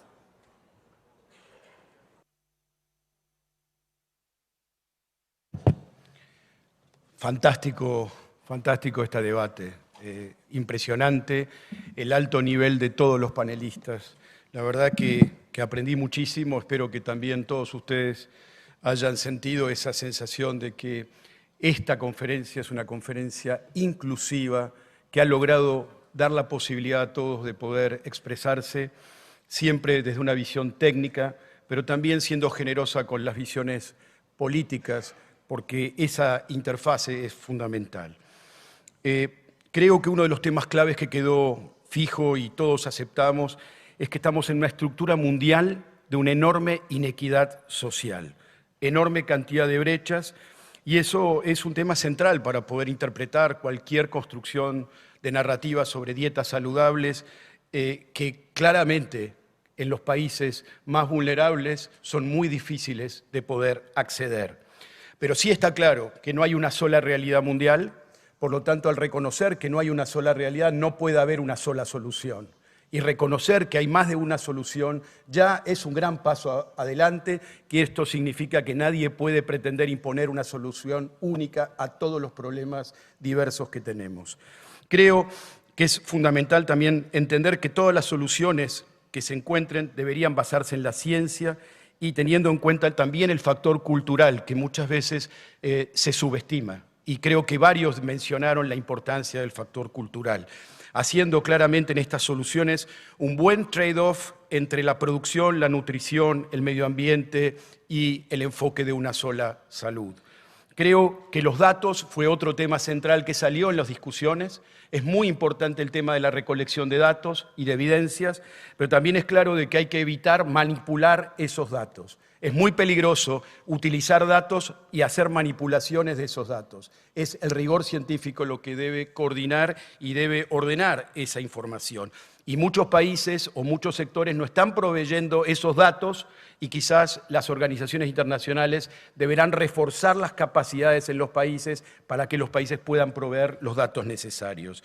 También, con respecto a las dietas saludables, Linet fue muy clara, muy contundente respecto a que deben ser balanceadas, deben ser moderadas, deben ser diversas, plurales, adecuadas. Todos esos elementos están dentro del componente de lo que es una dieta saludable.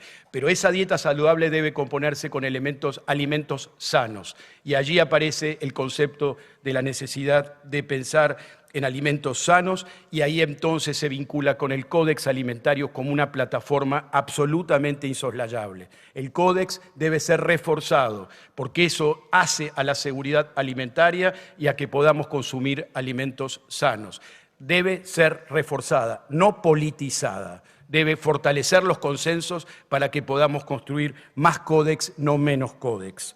Y también creo que es central reconocer que cualquier enfoque que hagamos sobre estas cuestiones debe ser holístico, debe ser sistémico y debe operar en las organizaciones como la FAO para romper silos internos. Debemos construir más sinergia interna porque los temas son complejos y requieren aproximaciones de carácter, yo diría, multiárea, y eso implica romper silos y cambiar y evolucionar culturalmente. Para terminar, una referencia a las proteínas sintéticas o la carne que no es carne y que no sabemos todavía con la información que tenemos qué es lo que estamos comiendo. Pero está claro de que esto debe estar cruzado por el enfoque de la sostenibilidad tridimensional, porque está claro que desde el punto de vista económico todavía los productos son muy caros, está muy claro también que desde el punto de vista ambiental no tenemos datos, pero la energía es intensiva, por lo tanto habrá que ver y tendremos que seguir evaluando. Y creo que desde el punto de vista social, algo que no se mencionó mucho, es que si uno pensara en romper con los esquemas de la ruralidad, si nosotros no apostáramos a la construcción de estos factores culturales que hacen a que la ganadería, las ganaderías, de alguna manera sigan vinculados con las poblaciones, vamos a debilitar la ruralidad y más poblaciones van a dejar la ruralidad y se van a ir hacia las zonas urbanas. No es un tema menor en muchos países, porque todos estamos tratando de evitarlo. Y creo entonces, para terminar, que es imprescindible que se muestren los datos, que se defiendan las contribuciones. Creo que esta conferencia ha mostrado que las proteínas animales y en todos los subsectores vinculados están dispuestos a reconocer sus contribuciones, pero también los desafíos. Y esos desafíos dispuestos a encontrarles soluciones entre todos. Hay plataforma inclusiva, está lleno de organizaciones y el subcomité de ganadería, al cual me toca presidir por ahora, estará absolutamente disponible de una manera muy constructiva a escuchar a todos, recibir insumos. Este subcomité no es una plataforma de implementación, sino que estos insumos son para dárselos a la FAO, para que la FAO implemente las acciones correspondientes. Por lo tanto, repito, un gran honor haber podido participar y Gracias a la moderadora, gracias a los intérpretes y gracias a todo el equipo de la FAO que pudo permitir que tan buenos panelistas de tan alto nivel estén con nosotros. Muchas gracias. Muchas gracias, Carlos. And again, thank you very much to the interpreters for staying extra few minutes to do this. Now, we're going to close the session, but if you could just stay just one more minute, I have a few messages. Number one, like I said earlier, there is this amazing exhibition downstairs at the atrium of 12 success stories. The people who will be able to share their stories are there from 1 to 2. So please go down, talk to them, hear their success stories. Number two, we have at the Sheikh Zayed Center, there's a side event on unlocking the potential of genomics and genome editing to enhance sustainable dairy production in sub-Saharan Africa. That's happening from 12:30 till 1:30. There's going to be interpretation in English, French, and Spanish. This event is organized by the US Department of Agriculture. There will also be a light lunch. Now, the next plenary session is dedicated to a better environment, and it will start here again at 2 p.m. sharp. Chris will be here to guide you, so I hope you have a great, there he is, he'll be there. So I hope you have a great lunch and rest of the day. Thank you very much.